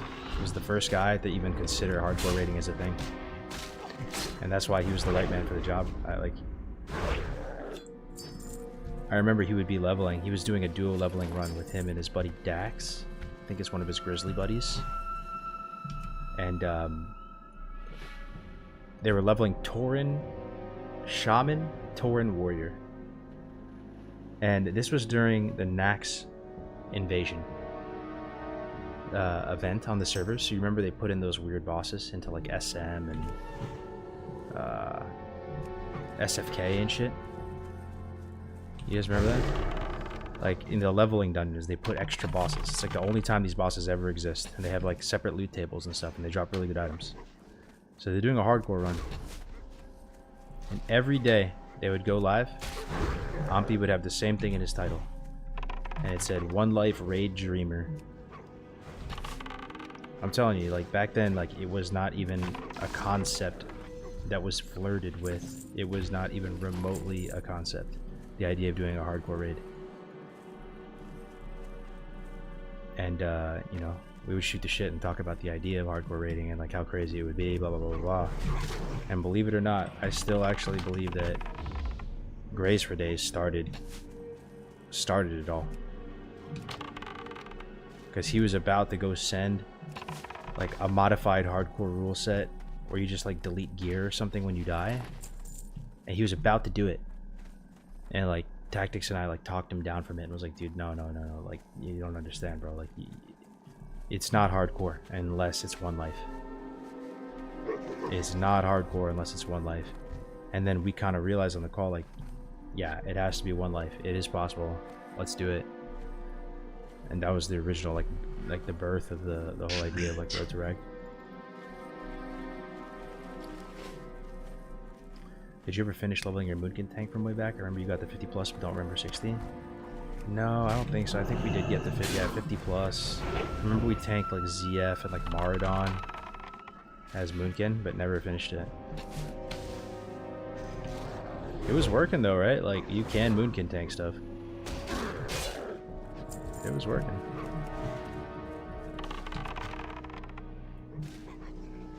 I remember Jamin died in the first pull and strat in the first 60 dungeon.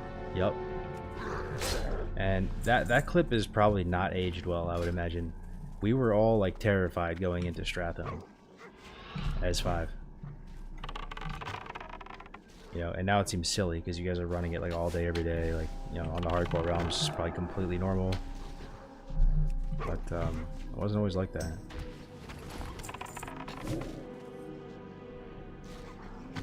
Hey Carver, it's good to see you back. I learned the game thanks to your guides, dude. Cheers from Poland. Oh, cheers, man. Thanks for stopping in, bro. Make sure you follow Resmo. But yeah, I am super happy. I'm super happy with the way the stream has been going. I feel like we got really lucky with the timing of this whole project. I came back to stream and I was likely just gonna play SOD, you know? But randomly this project came up and Aladar hit me up about it. And like once again, we're doing it once again. Kind of the same shit we did with hardcore, dude. It's just happening again, like. But this time it's a little bit more easy to like execute, you know? It's just regular vanilla, not as much of a crazy rule set. It's just kind of like a light phasing schedule. And we're getting a lot of the, you know, a lot of the OGs, a lot of the old guard back together again, playing on the same server. And I feel right at home. And I'm very happy that people still want to be able to like watch vanilla, you know? Because I want to believe we'd still be doing this even without people watching or anything. Because we just want to play vanilla. But,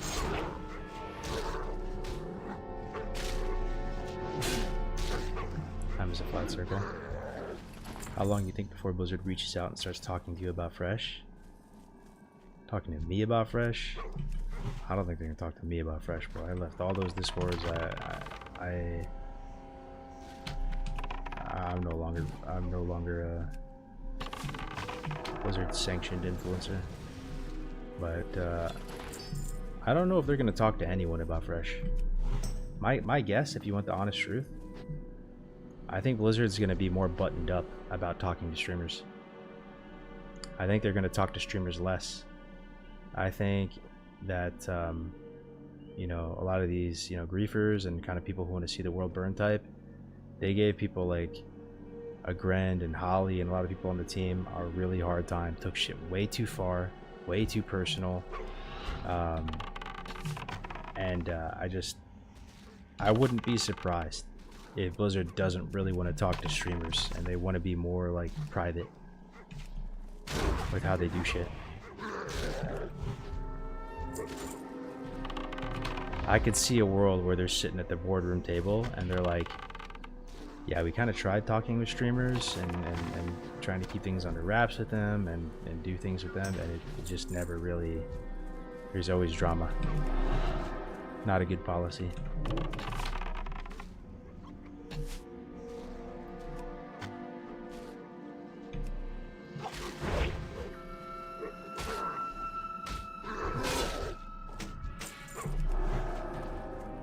Vanilla Fresh, not Classic Fresh. I do think we should start calling it vanilla though, instead of classic. I think it's gonna be like a nice refreshing change, you know, because that's what we called it back in the day before all this classic. But now we're living in a world where classic means cataclysm to most people. That's where the overwhelming majority of the player base is. It's not in SOD, it's not in Era. And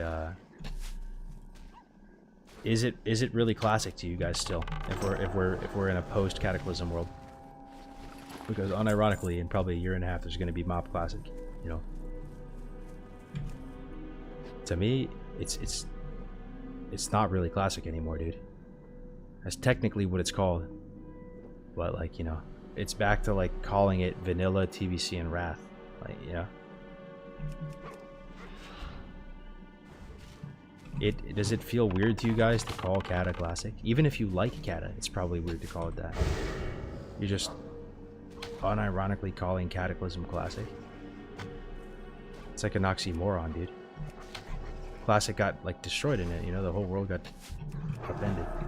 So I think it's gonna be good form if we start calling it vanilla to differentiate. Call it Classic Era. Yeah, you could call it that too. But does Classic Era hit harder than vanilla? If you see like a stream title or a video and it just says vanilla, dude, that's hitting 10 times harder than Classic Era.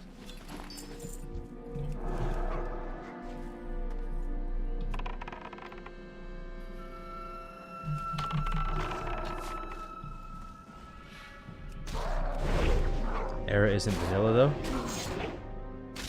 It's the closest thing we have though. So to you, what is vanilla? Is it the 112 Light Soap Brutality repack? Is it 2004 vanilla?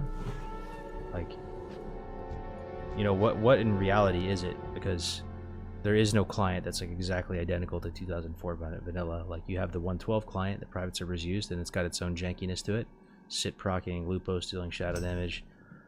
They have values for mobs, health, and armor that are off. You know? This is the closest thing we have to vanilla.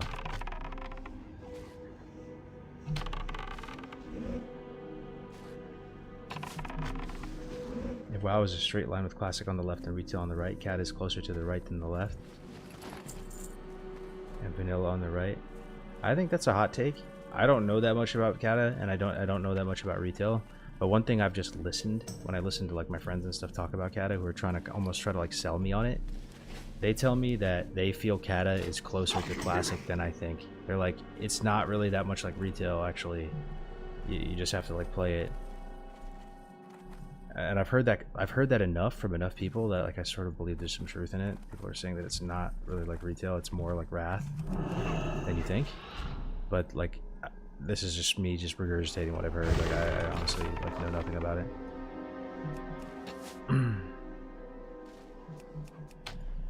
I think private servers were closer to 2005 than classic is. Why do you say that though, Pathcutter? Could you give some examples? I mean, the most flagrant ones would be stuff like Chronoboon and stuff, but you know, like what about the private servers make you feel that way?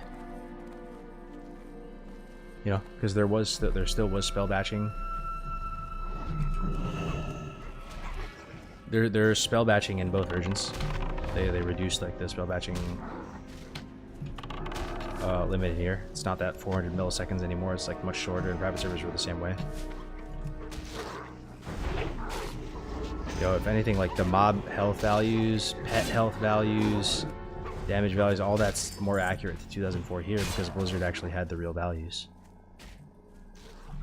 But it could be just a feeling thing that you're talking about. Like it felt more like vanilla to you. Sorry.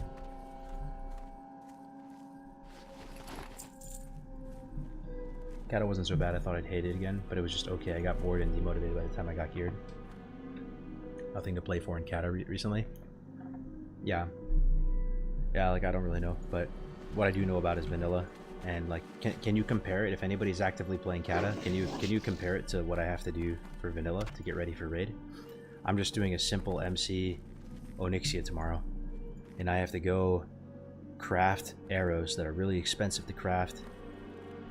I have to make bandages. I have to go grind mobs in blasted lands to get the the meats to turn them in for buffs. You have to go collect these buffs from the open world. So I had to go collect 3 Dire Maul tribute buffs and go clear that by myself. I had to get Rallying Cry of the Dragon Slayer, Warchief's Blessing. I had to go to Fellwood and collect Songflower's Serenade. I had to spend 20 gold on Chrono Boons to collect these buffs. You know, some people have to respec. I might respec. I had to craft Dense Dynamite. I had to, you know, I'm getting tubers right now. Mana potions, health potions. Buy elixirs of the mongoose.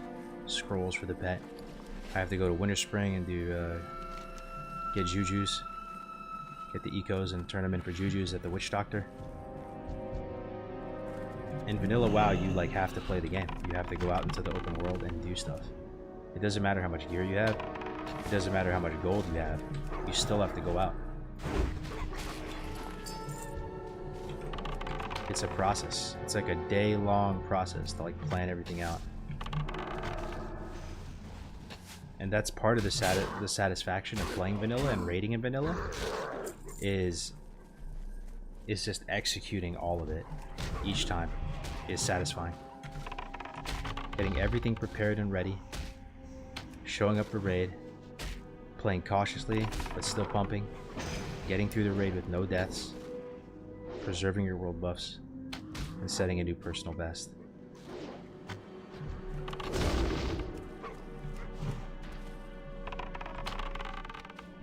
Don't buy mongoose from H, buy from me 80% of H prices. Yeah, bro, could you COD me some, Giga? Just COD me like 10, bro, whatever you have, man. I'll buy it. You can give me a discount, I appreciate it. But what do you do in CAD at the raid? You know?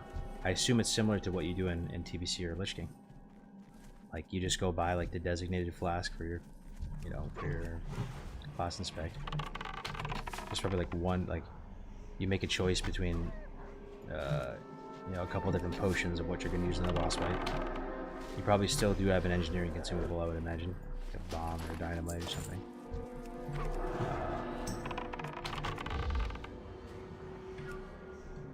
Got an ad. The client on private server isn't Modern Legion. Layer sharding. True. That's true. Can you remind me what sharding is again? It has to do with layers. I mean, I feel like we just don't use that word anymore. But I remember in 2019 Classic people were talking about sharding. Isn't it just layers? Like you have layers that are just different instances of the game world. Were shards like mini layers within the layers? Is that what it was?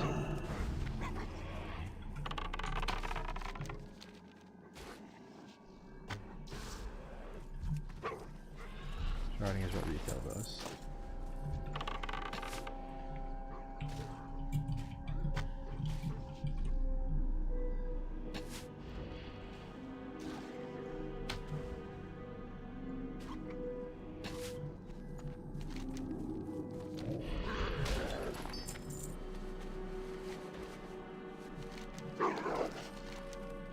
I need to get some tubers already, dude.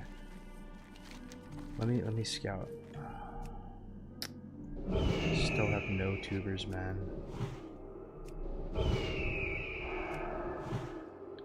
There's a satyr area somewhere around here.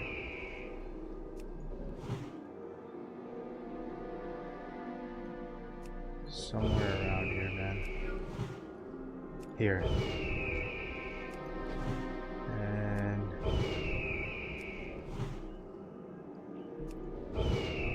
okay, good. It's up.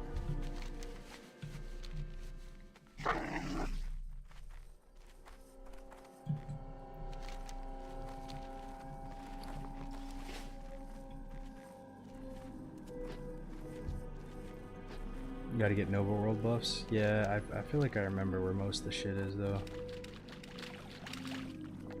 At this point in time. There's one tuber here. There's one in Jaden R, like here, by those two Fellhounds.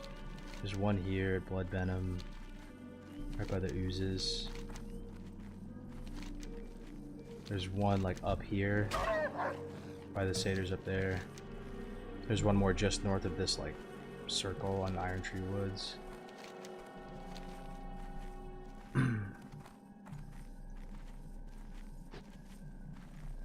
Sharding is what retail does. I think sharding is zone based. Oh, layers is the entire continent. Okay. But they're kind of the same thing, right? They're just instances. They're like duplicate instances of the game world. Where like, you know, there's a fresh set of resources and mobs and all that. But yeah, I'm with you guys. I feel like we're all on the same page now. Sharding and layering is bad. It makes the game feel disjointed. It makes the world feel less real. It's vulnerable to like exploitation. 7 tubers, that's a high roll, fuck yeah. And instead of layering and sharding, it is in fact better to crank up respawns or spawn rates on herbs, on nodes, whatever it is, and also on mobs. Make them respawn faster with dynamic respawn. And or make another server. Just an entire other server.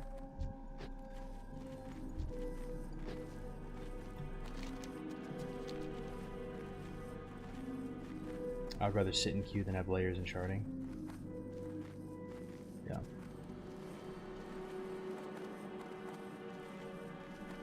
Making a server really won't work. Why do you say that? Blizzard was they're right and wrong about things. Like they were always sensitive, if you remember, in 2019 to making too many servers. Do you guys remember that? They had Herod, they had Scarum, they had Whitemane, they had Fairlina, they had Grobulus. That was one of the OG ones, right? But it wasn't many. Blizzard did not have high hopes for Classic WoW. They did not think it was going to be that popular. Fairbanks. You guys remember that though, right? We used to be the redheaded stepchild of Blizzard. Like, they were doing it, but they did not have high hopes for it.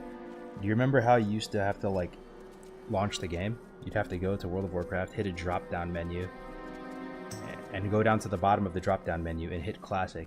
It, like, didn't have its own tab or anything like that. It wasn't really, like, featured in the launcher in any way. We were on the retail launcher. It was, at the time, I guess it was, I don't know, BFA or something like that, or Shadowlands or something. And you'd have to go drop-down menu to Classic. And right out of the gate, they only wanted to have, like, 8 servers or something. Because they were they really didn't like the idea of forcing people to transfer servers if a server died.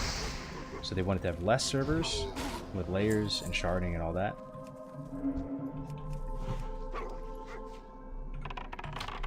But I don't think it's the biggest deal in the world if, like, your server dies and they just give you a free transfer off.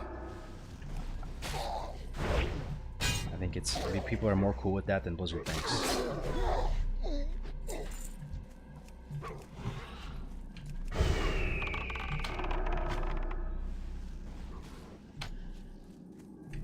Would you rather like 10x spawn rates? Yeah, that's what private servers did. And it's there's a magic to fresh. Anybody who's played on a vanilla WoW private server knows what I'm talking about. There's an energy to fresh. There are queues. You don't want to log out because you're going to get stuck in the queue. It's beyond chaos in the starting zones. It's so bad and it's so laggy sometimes that the best way to get XP is to go find like a mob that's spawning in a certain location, like if it's this mob, and it's going to respawn in like 5 seconds after you kill it. So you just walk on top of it. And some of these private servers are so crazy congested that on this spawn there might be like 3 or 4 other players on top of this same spawn, and you're spamming a macro like 80 strafe, spamming a macro trying to get the tag on this one mob. That's how crazy it is. And you might think to yourself, that sounds awful. Why would I want to play that? And you're kind of right. It is awful in a way. A lot of people get demotivated and people fall off pretty quick. And a couple hours into a fresh, it starts to like already like the chaos drops off a cliff. But I think that energy is important. It's kind of cool. And if you have a fresh experience and it's just you and like 10 other dudes in a shard, you know, it's fresh, boys. Yo, it's time for fresh. Let's go, bro. Let's saddle up. Let's giddy up. Let's go. I'm gonna be gaming all night, dude. I got my monsters here. I'm ready. You zone in, Valley of Trials, and there's 10 Andes around you. It's not that hype, you know? Yeah, you can quest normally and stuff, and that is kind of cool, like, that you can pull ahead if you're a better leveler and stuff like that, but there's a certain skill set towards how to navigate an absolute clusterfuck of a fresh environment. You know? There's strategies where normal players don't necessarily know about them, you know? Like, pretty much if you spawn in, you just pick a direction, you just walk, and you keep walking in the direction as soon as you spawn in until you don't see people. Because each step you take, like, there's less and less people there. You know, people would run out of the starting zone. Like some of the private server, like Monkey News and the Apes types guys. Their strategies oftentimes would just be to group up, level 1, run out of the starting zone, and just start killing stuff outside of the starting zone, like level 6s altogether. Just because you just get a little bit of XP. That's all you need. Some people would go for exploration XP openers. And you might think that's crazy, because it's not the best XP per hour for sure, obviously. Like, it's really not great. But on a giga-populated private server, fresh, it's the play.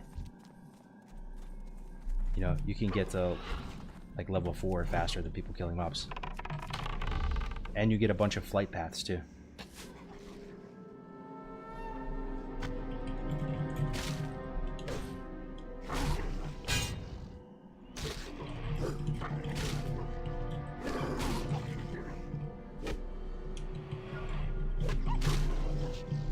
Damn, bro. This guy's awesome. This guy found a... This enchant is this Prebis? It might be. I don't think there's anything more than that, right? I know it's not much, but I think that's the best thing you can put on your cloak. +3 agility. You just sent it to us. That's sick, bro. I need it for my cloak.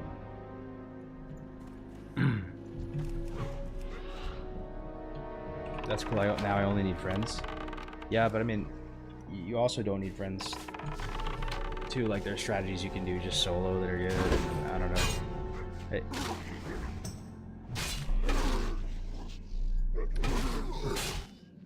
But the energy on Fresh is electric. I like the dynamic respawns. I like seeing chaos in the starting zone.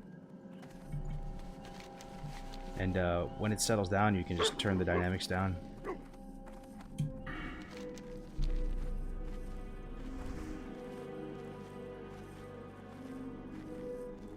On a few Fresh launches, I rallied for the strangers to do the outside of the starting zone strategy. Yeah. Yep. And you know, I've said this a million times on stream, so like I am like a broken record with this.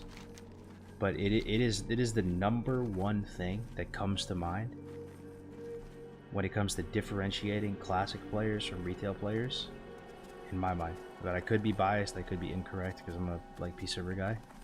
Is the idea that classic players aren't opposed to going again, to running it back. That we like Fresh. The concept of Fresh doesn't exist in retail. They never have Fresh servers. There's never like a new Dragonflight level 1 server or something like that. It's literally a completely alien concept. Where for us, that's one of the things that I used to take a lot of pride in. The fact that like we view the game as kind of a cyclical thing, not just like some linear thing that just keeps going and going, and you keep collecting more and more fucking pets, and you just get more. You're like a WoW hoarder, getting more and more mounts and achievement points and stuff. We love the game. We love pressing the buttons. It's satisfying. We relish in the leveling. You know, the 1x leveling. We're fucking built diff, baby. We go through that 1x leveling every time. And it'd be nice, because that's like a cultural pillar for us as classic players, if we could have an annual or every 18-month Fresh, right? A Fresh retail would be kind of interesting, though. It'd be a little more interesting than regular retail for some of us classic guys, but I bet you if you ask the retail players, like, if that would be interesting to them, I don't know if it would, honestly. I don't know if they'd like that. It's just a totally different beast.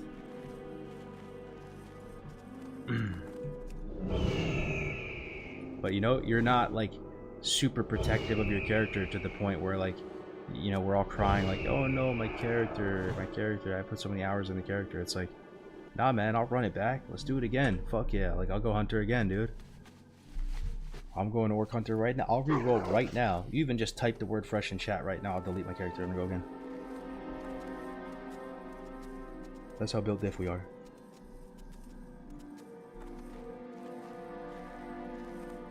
You know, I'm not like a WoW hoarder. I don't give a fuck, bro. True Strike, I'll delete this shit right now. No, I won't. But it's that type of thing. It's like the opposite of being, you know. But I think it's cool that we can move our character to like a trophy rack realm, like man character, white man. That is cool. That's how we should view him, you know. Trophy rack realm, fully progressed. It's kind of like a graveyard or like a Valhalla for all of the characters we played on all the Freshes. It is cool that it's not deleted forever, you know. But many of us, we played on private servers that at any given time Blizzard pulls the plug and that character is gone forever, you know. Put days and days played and it's all gone in a heartbeat, and it's all good. It's all good, baby. We go again. When's the next Fresh? Alright, bet. See you there.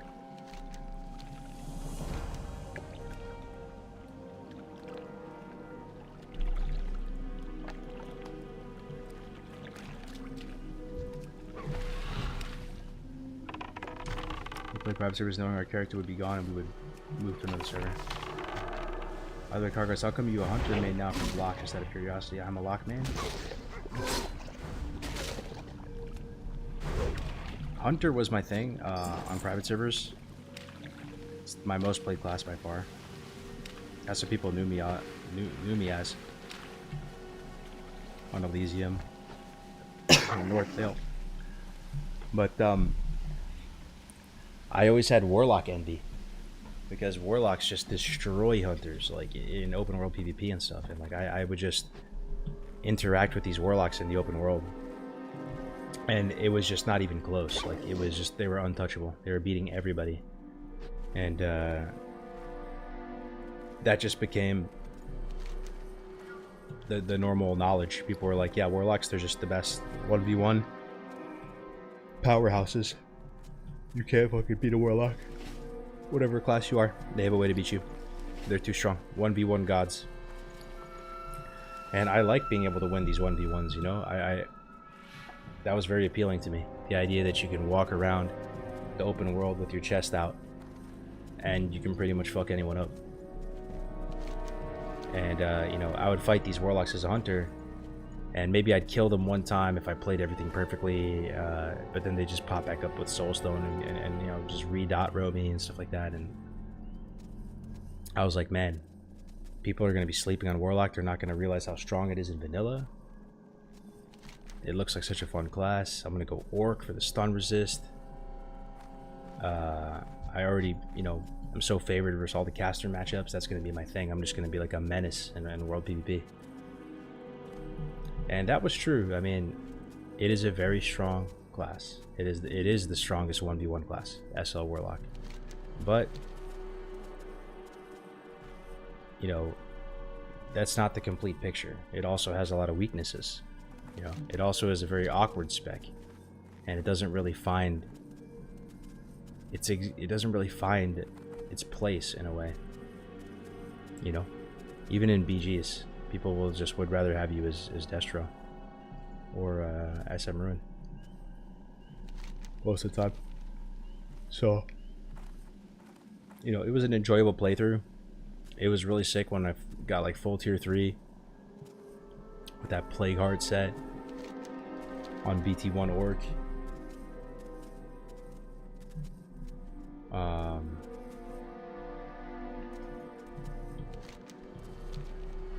I had a lot of fun on it, but I also was able to see a lot of the weaknesses of Warlock in vanilla. And the number one weakness of Warlock in vanilla, in my opinion, seems silly, but it's soul shards. It is an incredibly frustrating and annoying mechanic, and I'm coping super hard.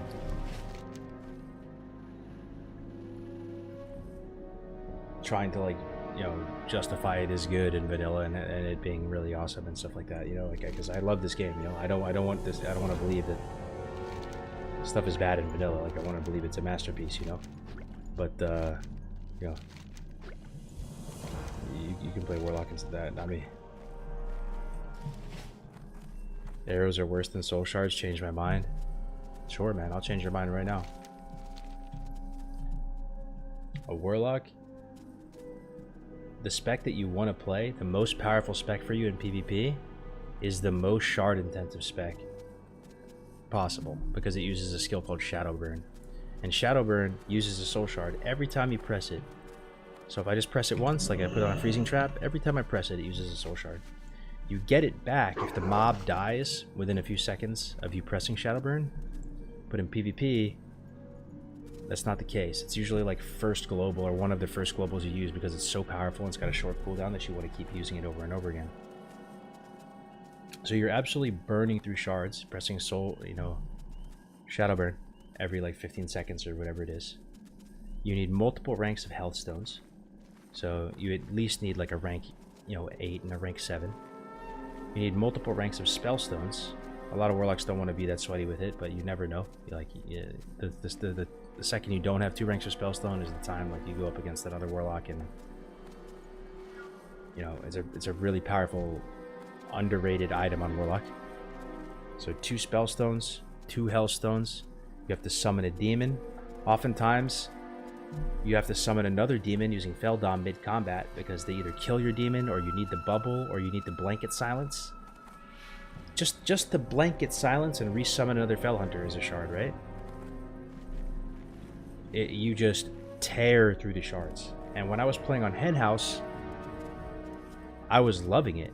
I was a beast on Henhouse. I remember the first time I beat Monkey News in a duel, I was like thinking I was a Giga Chad. Turns out I was just playing Warlock and he was playing Warrior. You know what I mean? Like, it's just brain dead. There's no way, there's really no way for that Warrior to win that shit. But they had vendors for soul shards on Henhouse. They had everything there, like anything you wanted to use. You could, you know, buy any piece from any gear set. You could just try different offhands, trinkets. I was trying like tier 1, tier 2, tier 3, and we'd just be dueling for hours on Henhouse, and it was like super fun. So I didn't really feel the effects of like having to go farm shards until 2019 Classic. But you're constantly out of shards. If you're ranking as a Warlock, man, Godspeed, because first of all, there's no way you can play the Shadowburn spec. It's just impossible to sustain that many shards. And you, in between queues, you are constantly flying to zones to get a few more shards. I think you would have enjoyed Lock more if you went Destro, but Destro has its issues too, Fredo, because Destro is very delicate and it's very susceptible to, like, if you make one mistake, you lose, and there are certain matchups that are really bad as Destro. So it's like SL is the most like well-rounded spec, and it has the least weaknesses, but it's, you know,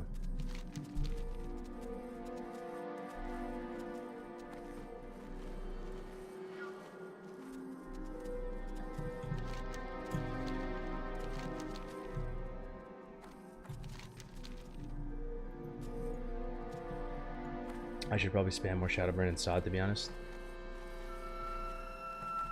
SM Ruin is by far the most well-rounded. Frado, if you fight a rogue, look at any dueling tournament. Oh, okay, you're saying, okay, so you agree. Okay, I see what you're saying. Go to any dueling tournament, you'll never see an SM Ruin Warlock ever. You will get absolutely pink misted by a rogue. Pink misted. You need everything as SL. You know, SM Ruin is very strong. You put out a lot more pressure. It's good in PvE. But you have a lot of lopsided matchups as well, just like Destro. A rogue will absolutely shit on you. You're just way too squishy.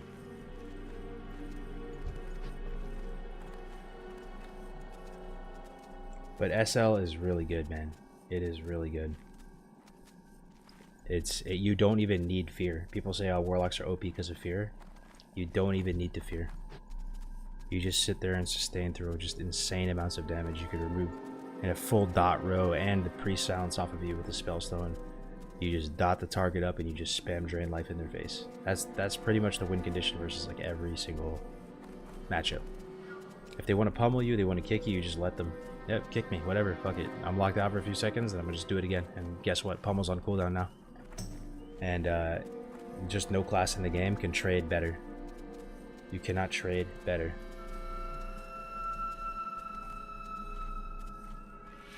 What do you think they will do with SOD characters after it's done? How can you support Aladar? Hashtag sellout. Can you please explain Kronos? Kronos Doodoo? Can you please explain a little bit more? What am I selling out to? How is this commercialized? What am I selling? How is this in any way, shape, or form selling out? As I mentioned before, he rolled on the server with like 5 people just trying to play vanilla again. It was peaceful here. It just grew organically. Hit up a few people, invited some of his close friends to come play. It grew, it grew. You just need to elaborate, bro. I'm not gonna ban you or anything. Just like, I don't even think you know what you're even saying. I think you're like actually like in some weird trance or something.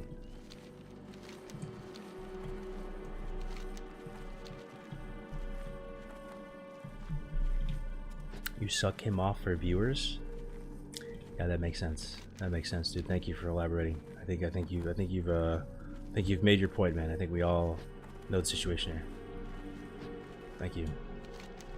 Very strong point. Very strong. No, don't even ban him, bro. I honestly don't care. It's just whatever. I'm only gonna ban people if they're just like spamming stuff, you know. And to the point where people can't even read the chat and stuff. Where are you from, Cargos? I grew up in like the suburbs of New York City. Before that, I was living internationally with my parents. I grew up overseas, lived in like a bunch of different countries and stuff. But we moved to New York when I was in 5th grade, and it was 2001. It was basically a few months before all the 9/11 stuff. So I grew up in Westchester County. And then I moved to California somewhat recently. Within the last few years, my wife started a family. But I've since like bought a condo back in my hometown. So for me, it's important to always have like to have a lifeline back to my hometown. I don't know if any of you guys are the same, but I'm scared of like losing some of my memories. You know, the second you forget certain things, it's like it didn't exist. For me, like nostalgia is like super important. Like I need to go back at least once a year, maybe twice a year, to like my hometown, my old schools, all that, just so I can make sense of things. I can just like remember where I came from, remember all the memories from all those years past.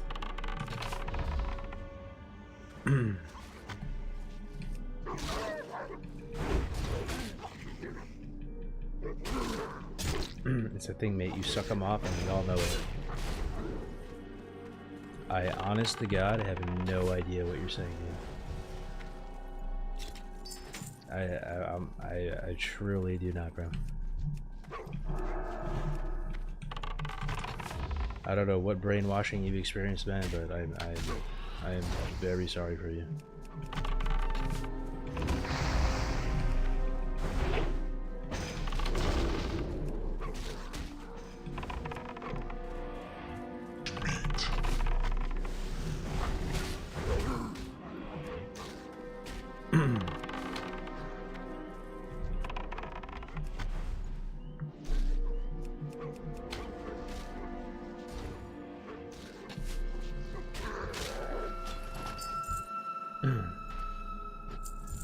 There's oh yes, right here. YouTuber. Okay, cool. We're making progress, guys. Making progress. We're gonna have a full stack of tubers now. Yes, sir. 21 tubers. I'm deleting one of them though. I just want a clean stack. Yo, what's up, Brand TV? What's up, man? How's it going, dude? Good to see you from you. That's my twos partner from TBC. We endured roguelike prison for a whole season together. Multiple seasons together, even on private servers. I good to see you, man. Much love to you, bro. That's still one of my fondest WoW memories, despite all the trauma. That glide push was... oh, it was super fun. Okay, so we have tubers. We have 4 demonic runes. I kind of want at least one more. Like I want 5. Let me go back and kill a couple more until just one more drops. I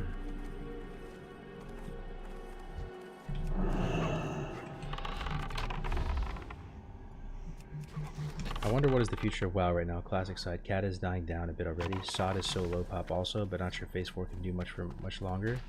Maybe they need to just whip out Classic Plus. My prediction is that they will continue and do like a MOP Classic.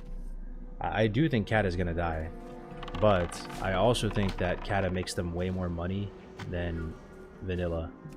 They can actually sell like WoW tokens and services in Kata, and they've softened the audience up enough where people are like way more normalized towards like monetization in the game in Kata, and just people are a lot more like open-minded and chill to that.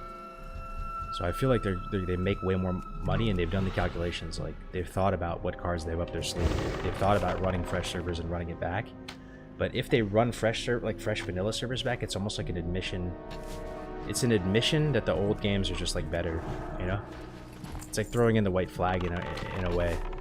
So I do feel like Kata makes them way more money, and even if it doesn't have that many players, it's still going to be like a pretty lucrative thing.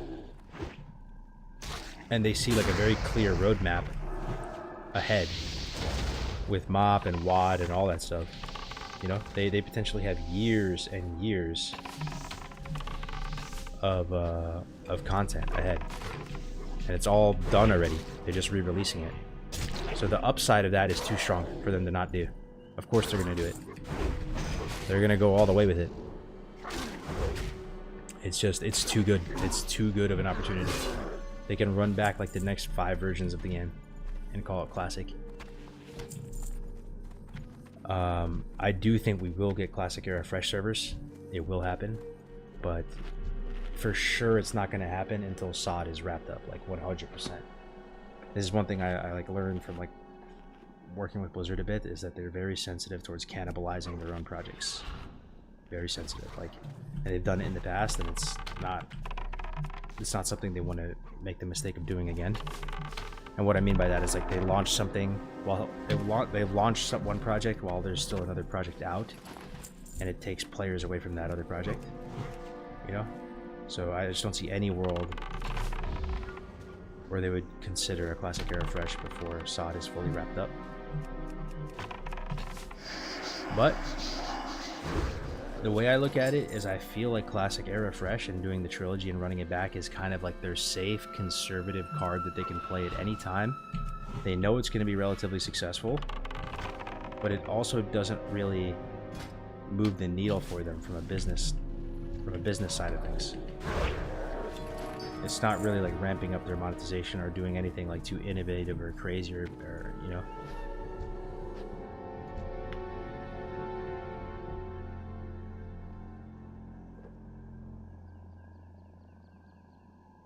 Is it true you bailed on Alex to not take sides so you could profit from sucking Aladar's dick? I have been, I'd like to believe that I've been friendly and been trying to, and I've been excited, genuinely excited to play with Alex again and to like mend, you know, mend the relationship. I think that was pretty clear, right? People saw that. Like, I was genuinely, truly excited to play with that dude again. And be able to be on the same server and put up a really strong, like, bat signal for Vanilla WoW. And it's been like that this whole time, bro. I've hosted him. I've tried to,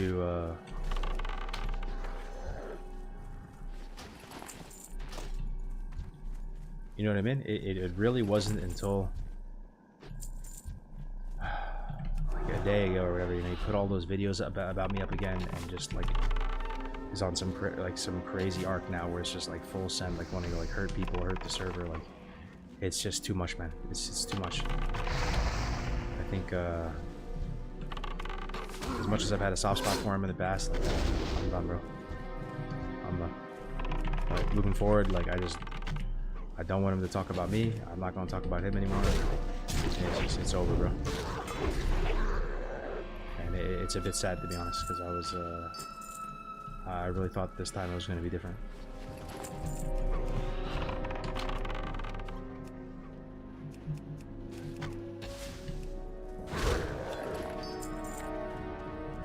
What server are you on? We're on a Deviate Delight. I think it's because you hosted Aladar while you was talking bad about Alex. Yeah, no, I understand, bro.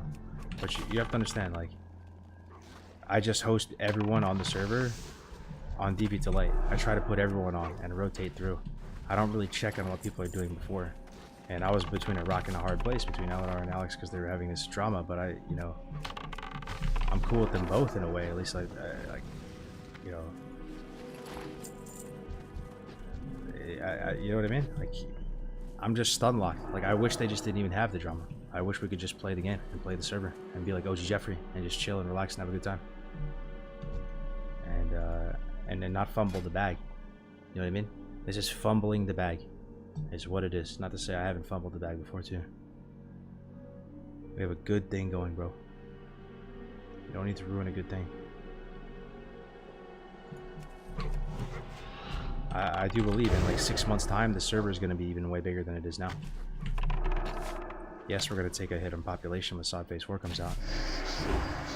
But once the dust settles with that, once Kata starts going through content droughts and stuff, and people start getting bored of it, we're going to be here, playing vanilla, good vibes, having a great time, and that shit's going to be infectious. People are going to like be like, man, what are these people doing? Why are they having so much fun? Oh, they're playing vanilla? Dude, vanilla looks so nice right now.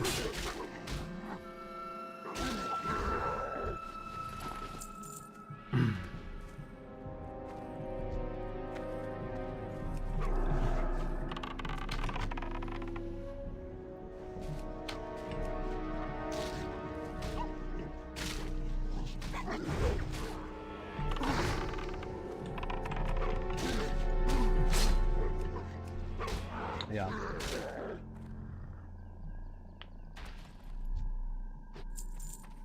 Alright, so we have 5 demonic runes. That's pretty solid.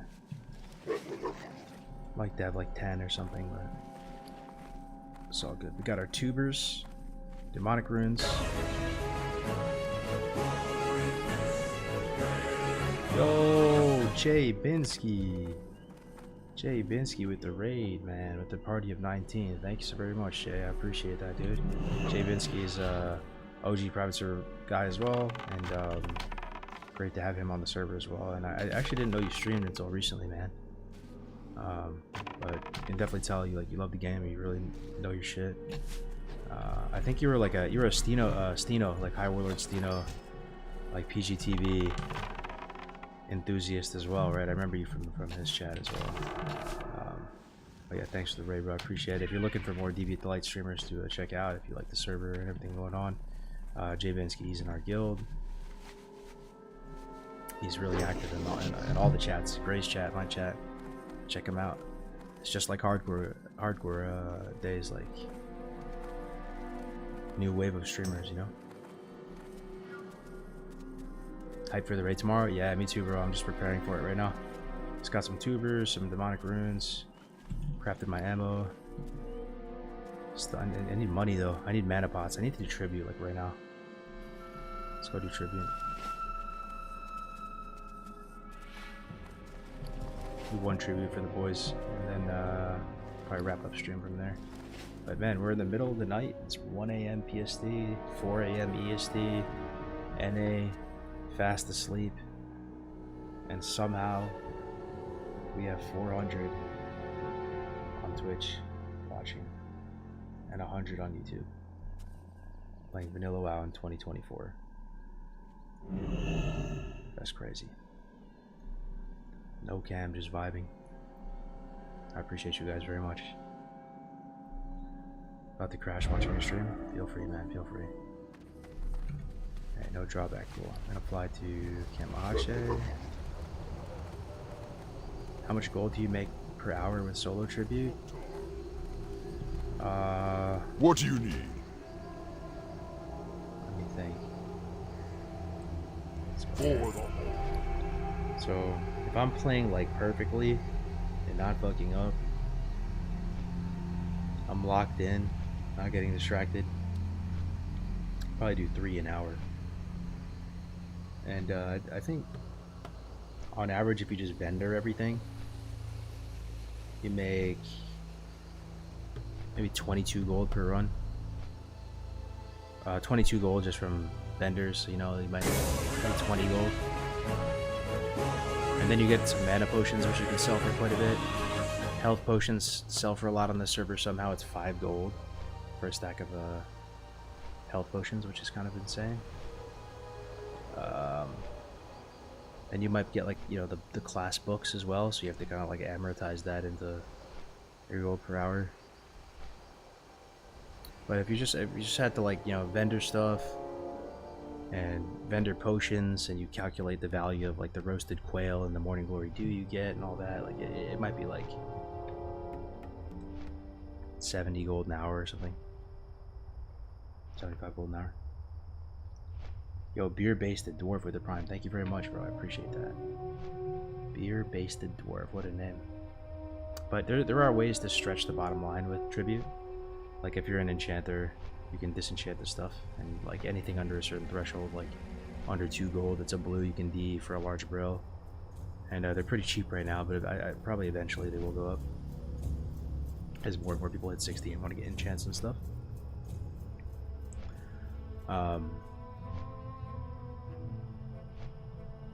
Yeah. It's because there's 0 people herbing on this server.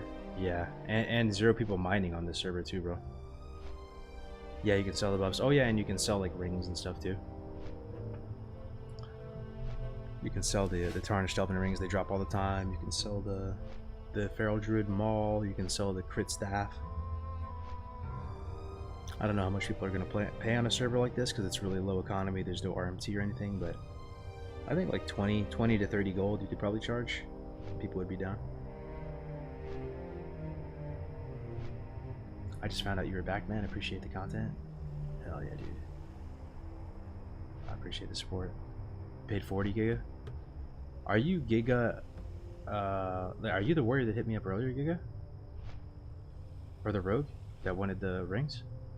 Oh shit. Oh, if I knew that was you in Twitch chat, bro, I just give it to you for free, man. I just get confused. If you want the ring right now, bro? If it drops, it's all you.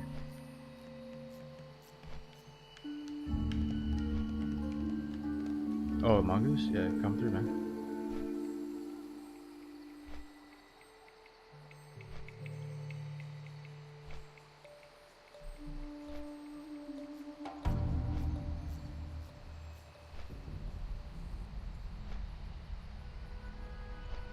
What's up, Max Girl? Yo, when you coming back to HC?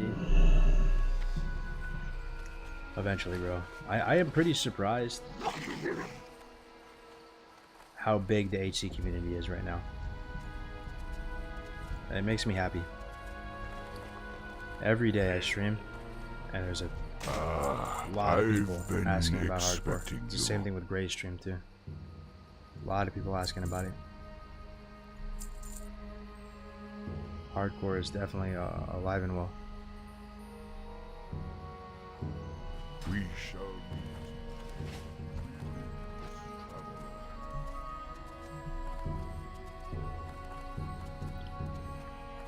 Yeah, but once we get going, we're kind of raid logged and in the full swing of things, and we're kind of sensitized to playing the game normally. I could see us starting a hardcore guy.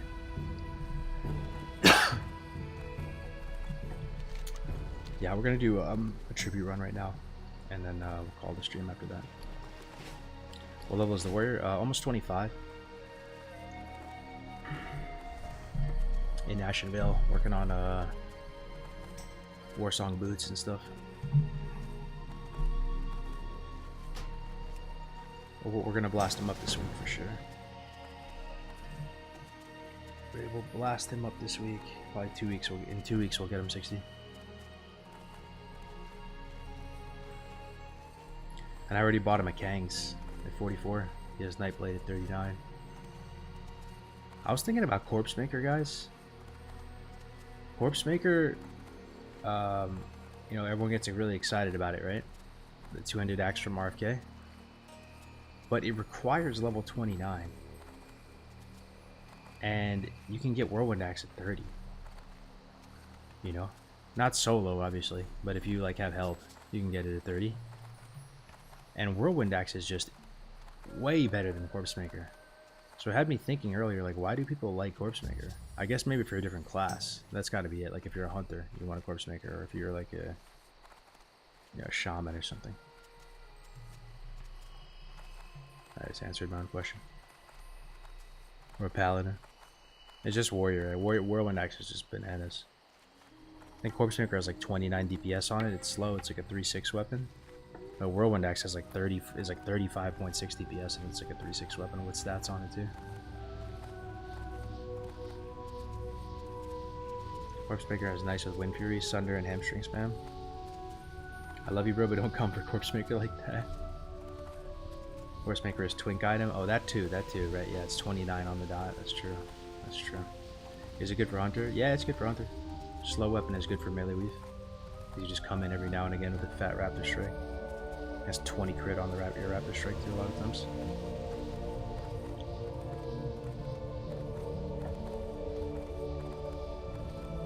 Corpse Maker is huge if people aren't able to solo the quest. Yeah, like on an actual fresh or something. On an actual fresh, you could get Whirlwind Axe at probably 30... 34. You have to just be like high enough level to kill those LEs and kill the trolls.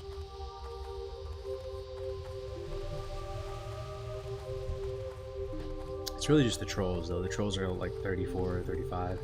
You can buy the LE stuff off the auction house. Yeah. But yeah, since I have my hunter to like boost my warrior, you know, I probably just don't get corpse maker. Just go get whirlwind axe. I'm gonna run my warrior through Nomergon too to get the trip runners. Warsong boots, trip runners, Dorbia's gauntlets, whirlwind axe at 30. Yo, quick question for you guys though. +9 weapon damage on two-handed enchant. Thoughts on that enchant, guys? It's kind of like a sharpening stone, but +9 on your weapon. Is it good for slow weapon, fast weapon? How would it compare to fiery? I honestly don't know. Like, I mean, I usually just default to putting fiery on my like twink warrior items. There's no, I don't think there's Crusader on the server yet, and yeah. Well, I was thinking about +9.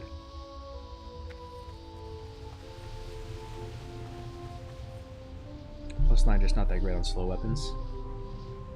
Yeah, I guess that makes sense. Shoshana has Crusader. Oh wow, really?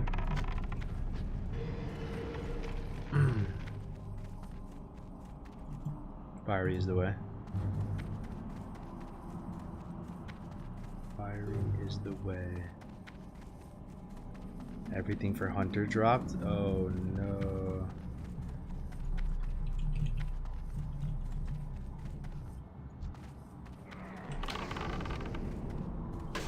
Two melee guys is kind of bad. It's usually 2 casters.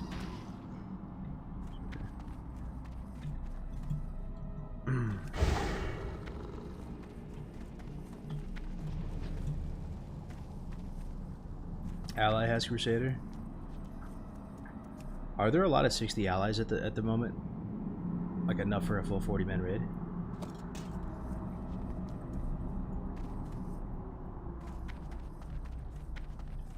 Yes. That's cool. That's awesome.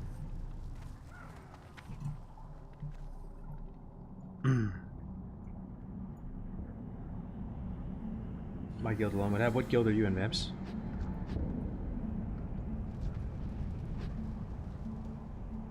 Reset, please.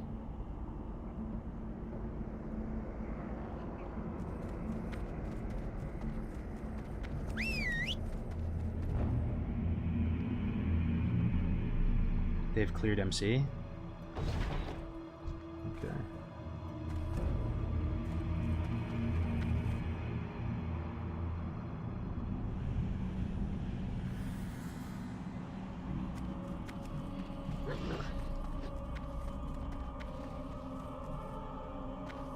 Here we go again.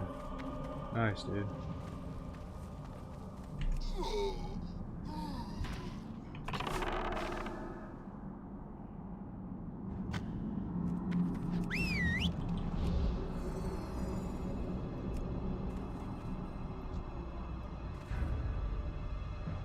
Still not many 60s though.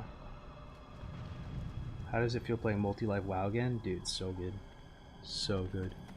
So freaking good, man. I can't even tell you, dude. I've missed it. I've missed it. No stress. We can die. We can fuck up. Just pure chilling. Vibes. Times to love my warrior from 10 to 60 is prod. Anyone got any experience with that? Is it as sluggish and slow as it sounds?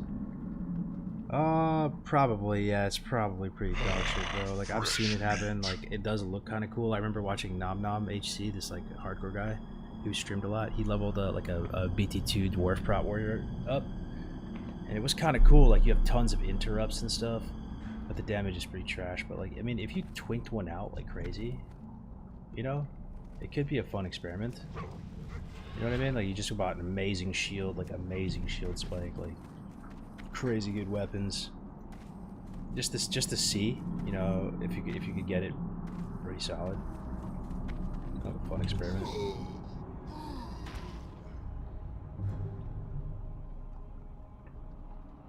Rage over defensive CD for leveler. Yeah. You know, best defense is a strong offense type thing. But I could see it being like a fun, you know, experiment though, like getting into it. It's almost in the same way, because I AoE prot leveled as a paladin, and that's surely not faster than, you know, ret questing. But it was fun, man, and we were doing like crazy pulls and dragon breath chili, spell power elixirs, skull flame shield, thorium shield spike.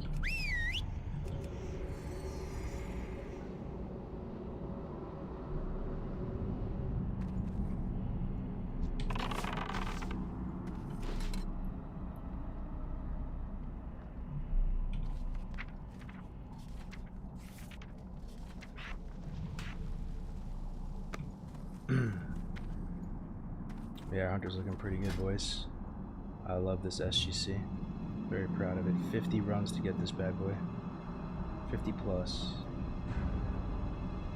We got our true strikes today. Rocking 4-piece Beast Stalker.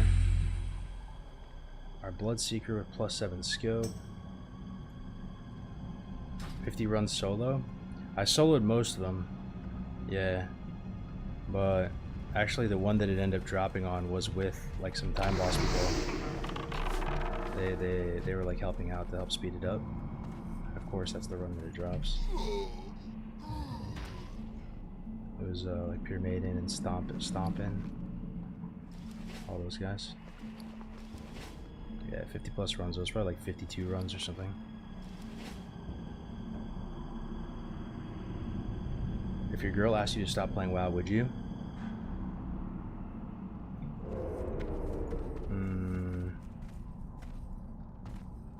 Interesting question.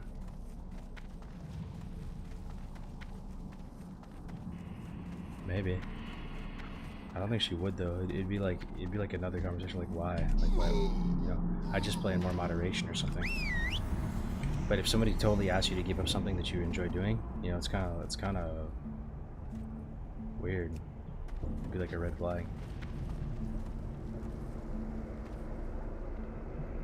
Like to totally give it up, you know?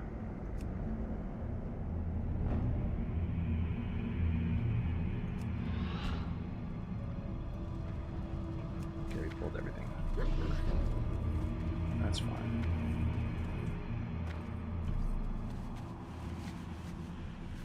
Yeah, hopefully.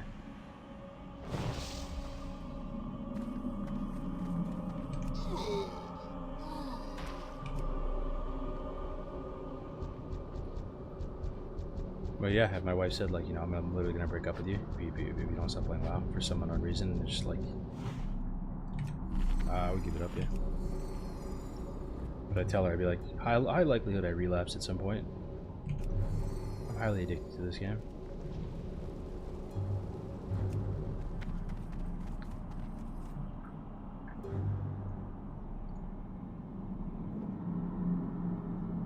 Yeah.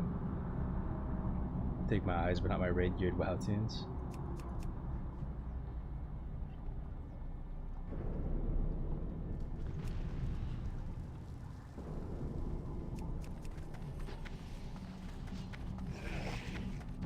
Yo, would you rather lose sound or taste as a sense?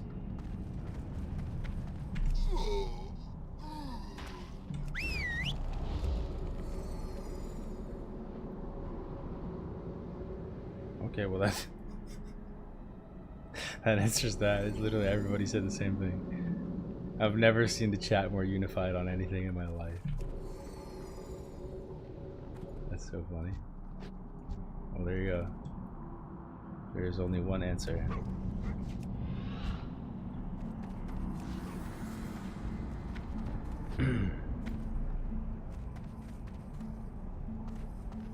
Harder to raid is death. That's funny, dude. Love music? Yeah, you're gonna really give up music. You're giving up music for food. That when you put it like that, yeah.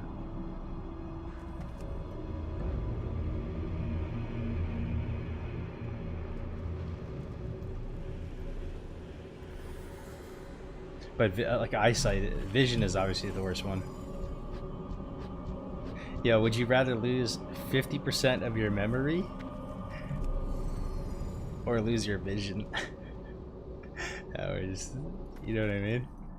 Like, vision is super important, dude. Like, you might just lose 50%, you know, you just half your life, like, didn't even happen anymore because you forgot it.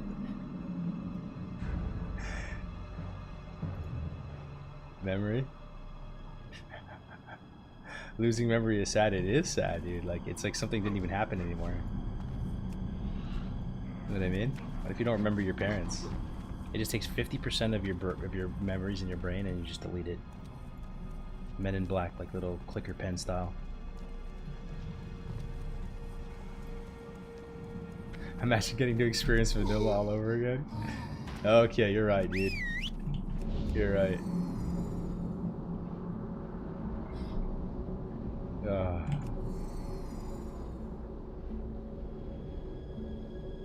I'm about to lose my sight in hearing. Depends what 50% is lost. It's just RNG, dude.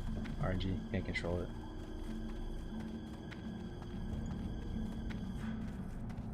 Yeah, now we're talking. But like, do you guys really want to do that though? If you guys could, would you want to re-experience vanilla all over again and be a complete noob again?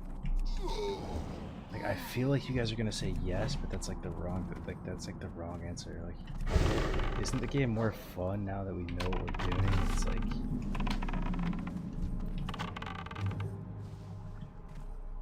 we're not just lost in the sauce.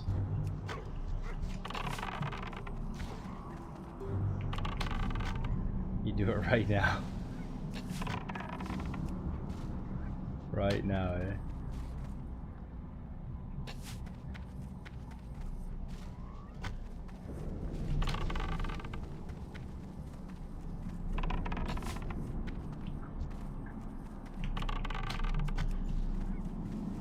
I'm doing it right now, playing Horde. That's wild to me that you can play the game this long and some people still haven't played the other faction.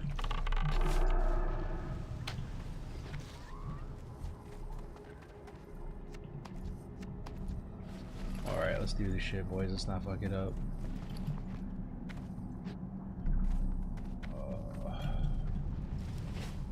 You ever think about playing in 2004 with the knowledge you have?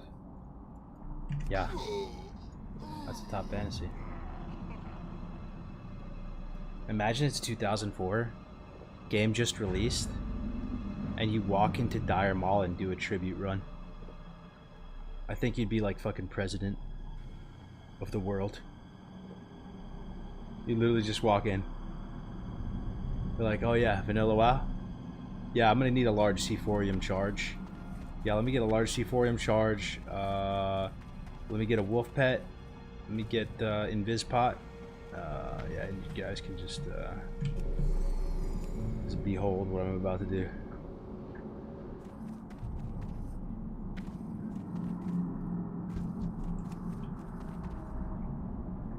Or imagine doing like the Mara 1 pull, dude. Straight like fucking what was that guy's name? What was that dude's name who did all the kinds of all those farms? Arleus, dude. Imagine the Arleus Marathon 1 pull in 2004.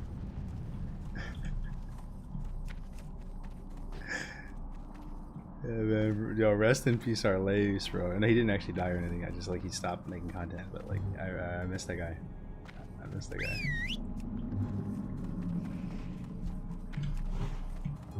Oh shit, the Furious Howl. Oh no, it did work. Okay, we're fine.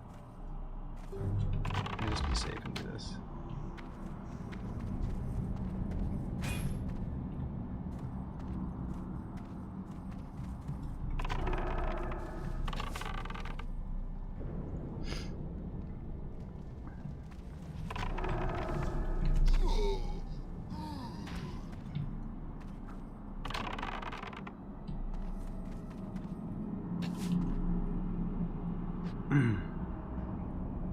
Alright, a little slow start.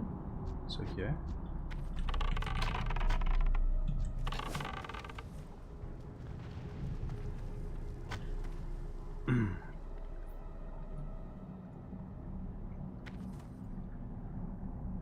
Ampi was the goat at Mara 500. There's a Mara 500 pull. Thought it was 400. Can you still do that stuff on Era, guys? Can you still Mara one pull and make hella gold and boost people? I know they fixed it with like sod and stuff, right? And there's Som.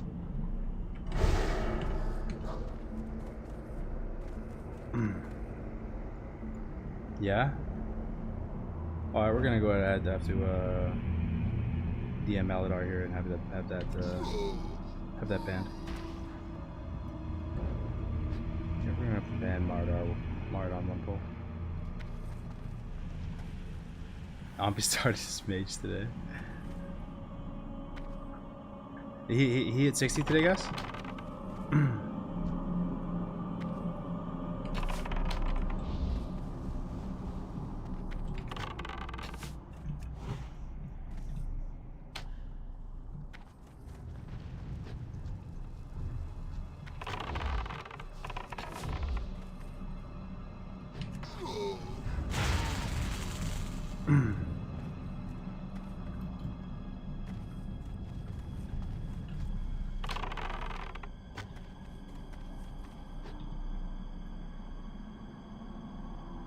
No, he's close.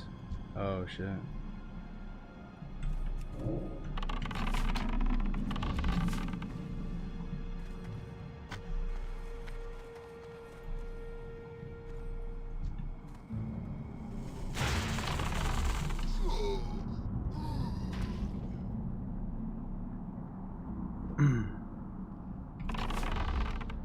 You're basically playing Hunter, Druid, Art, twos them. Oh, this motherfucker's here. Why is he here?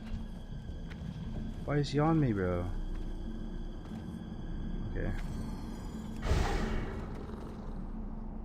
Oh shit. YouTuber, don't kill me. I'm stunned for 3 seconds. I'm dead.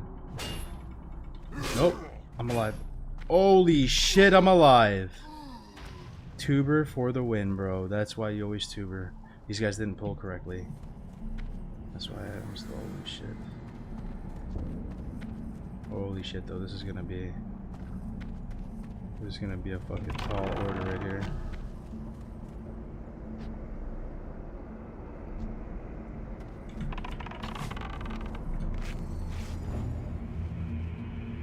Okay.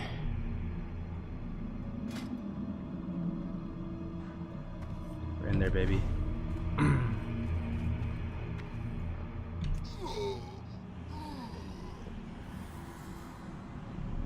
He's pretty much ready for MC though. Nice. Nice, nice, nice, nice.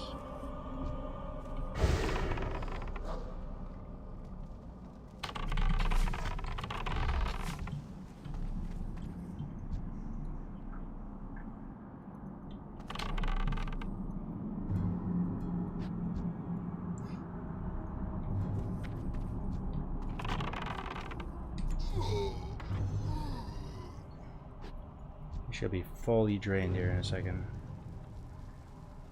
Then we can start blasting.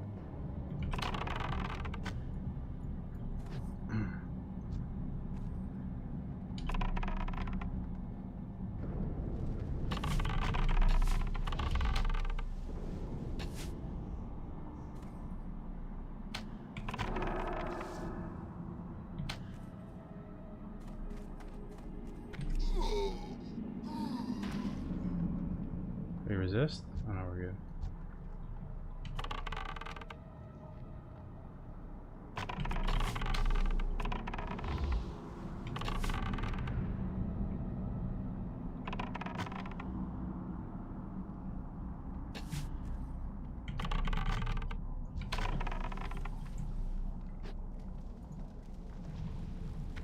He's 59 and 25% and still has 80 turn-ins. Nice.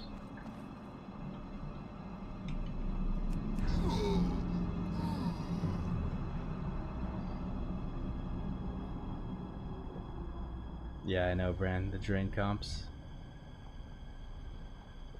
100%, bro. You're up late, man.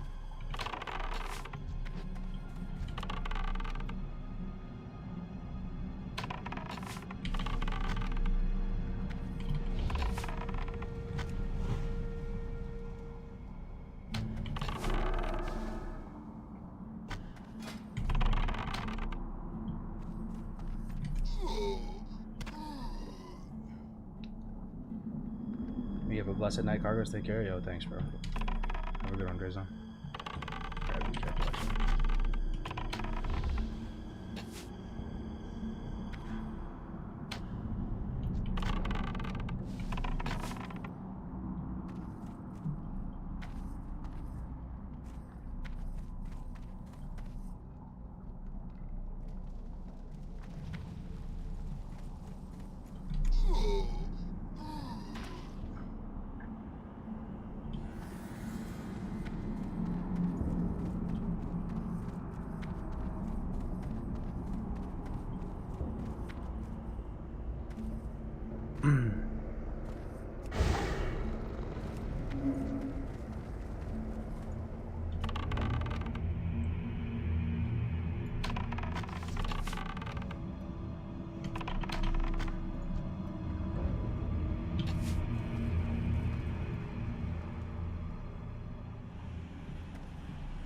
These trays on.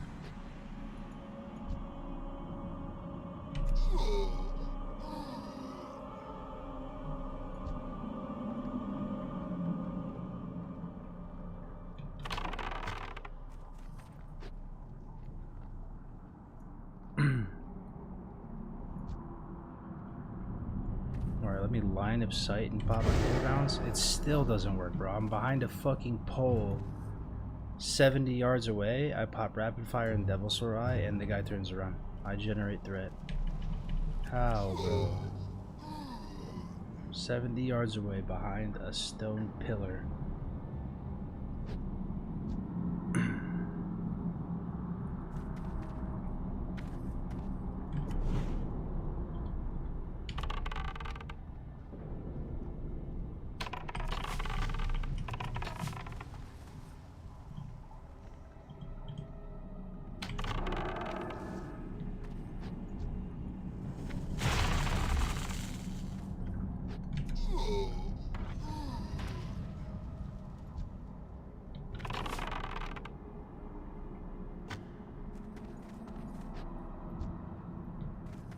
Alright, this is it right here.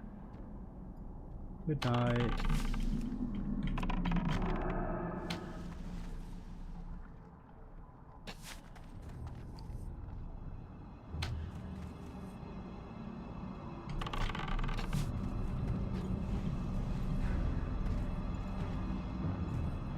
Let me get a little tree and span one time. Just in time for MC, a little tree and span. Tree and span one time.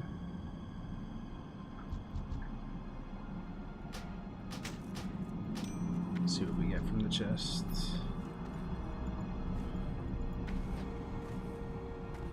I have never seen one.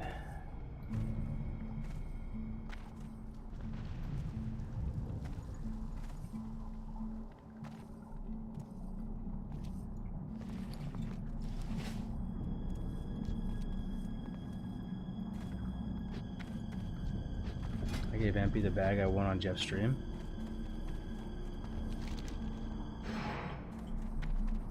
What was it, 14?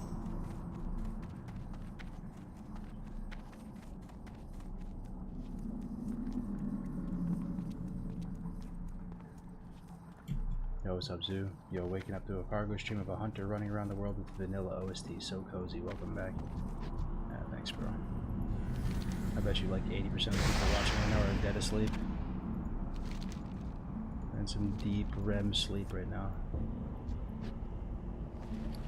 It's okay, we're wrapping up in a second.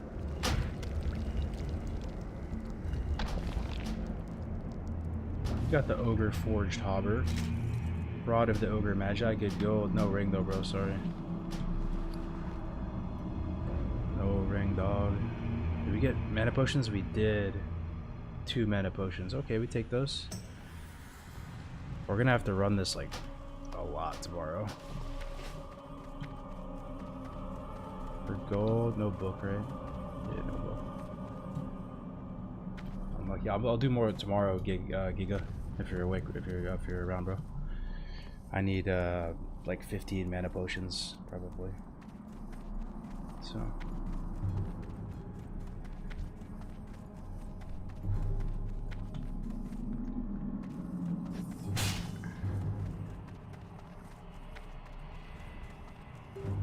I have like 100 mana pots for real? How? Oh, you're alchemist. I see. Can you do tribute solo with all classes? It's just hunter, I'm pretty sure. I don't think you can do it with anyone else. Anything else?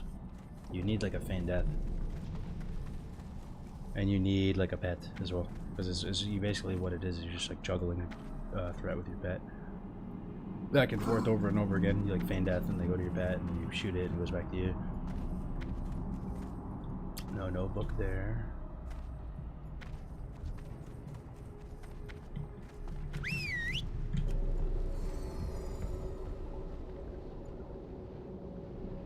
Farming.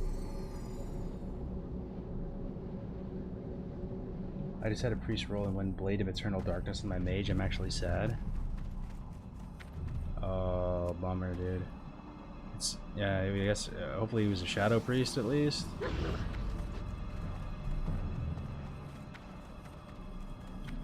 I don't know. Thoughts, guys?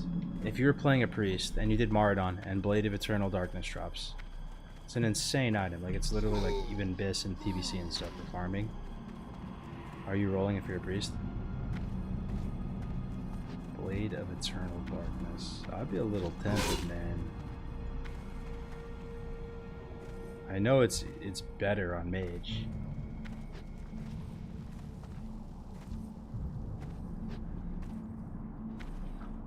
That's a based Holy Nova spammer.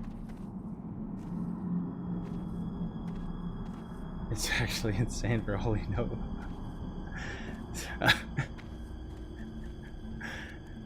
So you'd roll Need?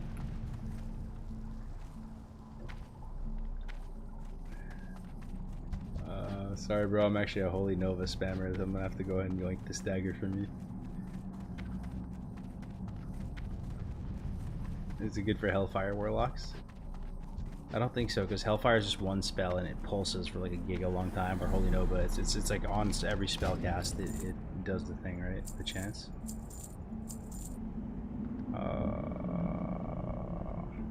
Yeah, we're making a little bit of money, a little bit of bread. A little bit of bread. We're financially recuperating. Whoa! Whoa! Nasty. Bro, thank you. That's helping us with our previous farm. Or our prep. For the whole. We at least have one ground scorpion ass. I say. Hell yeah, dude. Giga, thanks, man. You know I love me some scorpion ass. Scorpion ass, so good. 25 agi. Gotta get some more tomorrow though. We use it in the Calamity BWL speedrun to pull mobs to Razor with Mind Vision. Oh hell yeah. Yo guys, all like 400 plus of you. I love all of you, except for the hate watchers. But I'm gonna end stream here, guys.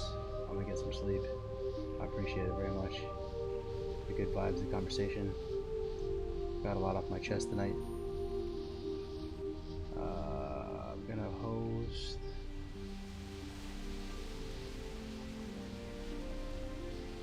Oh, Frostadamus is playing DP Delay. You guys know Frostadamus? He's an OG, bro. He's been around as long as I have.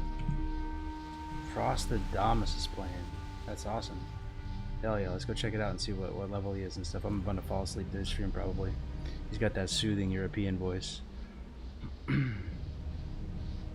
Yo, peace guys. Thanks for watching.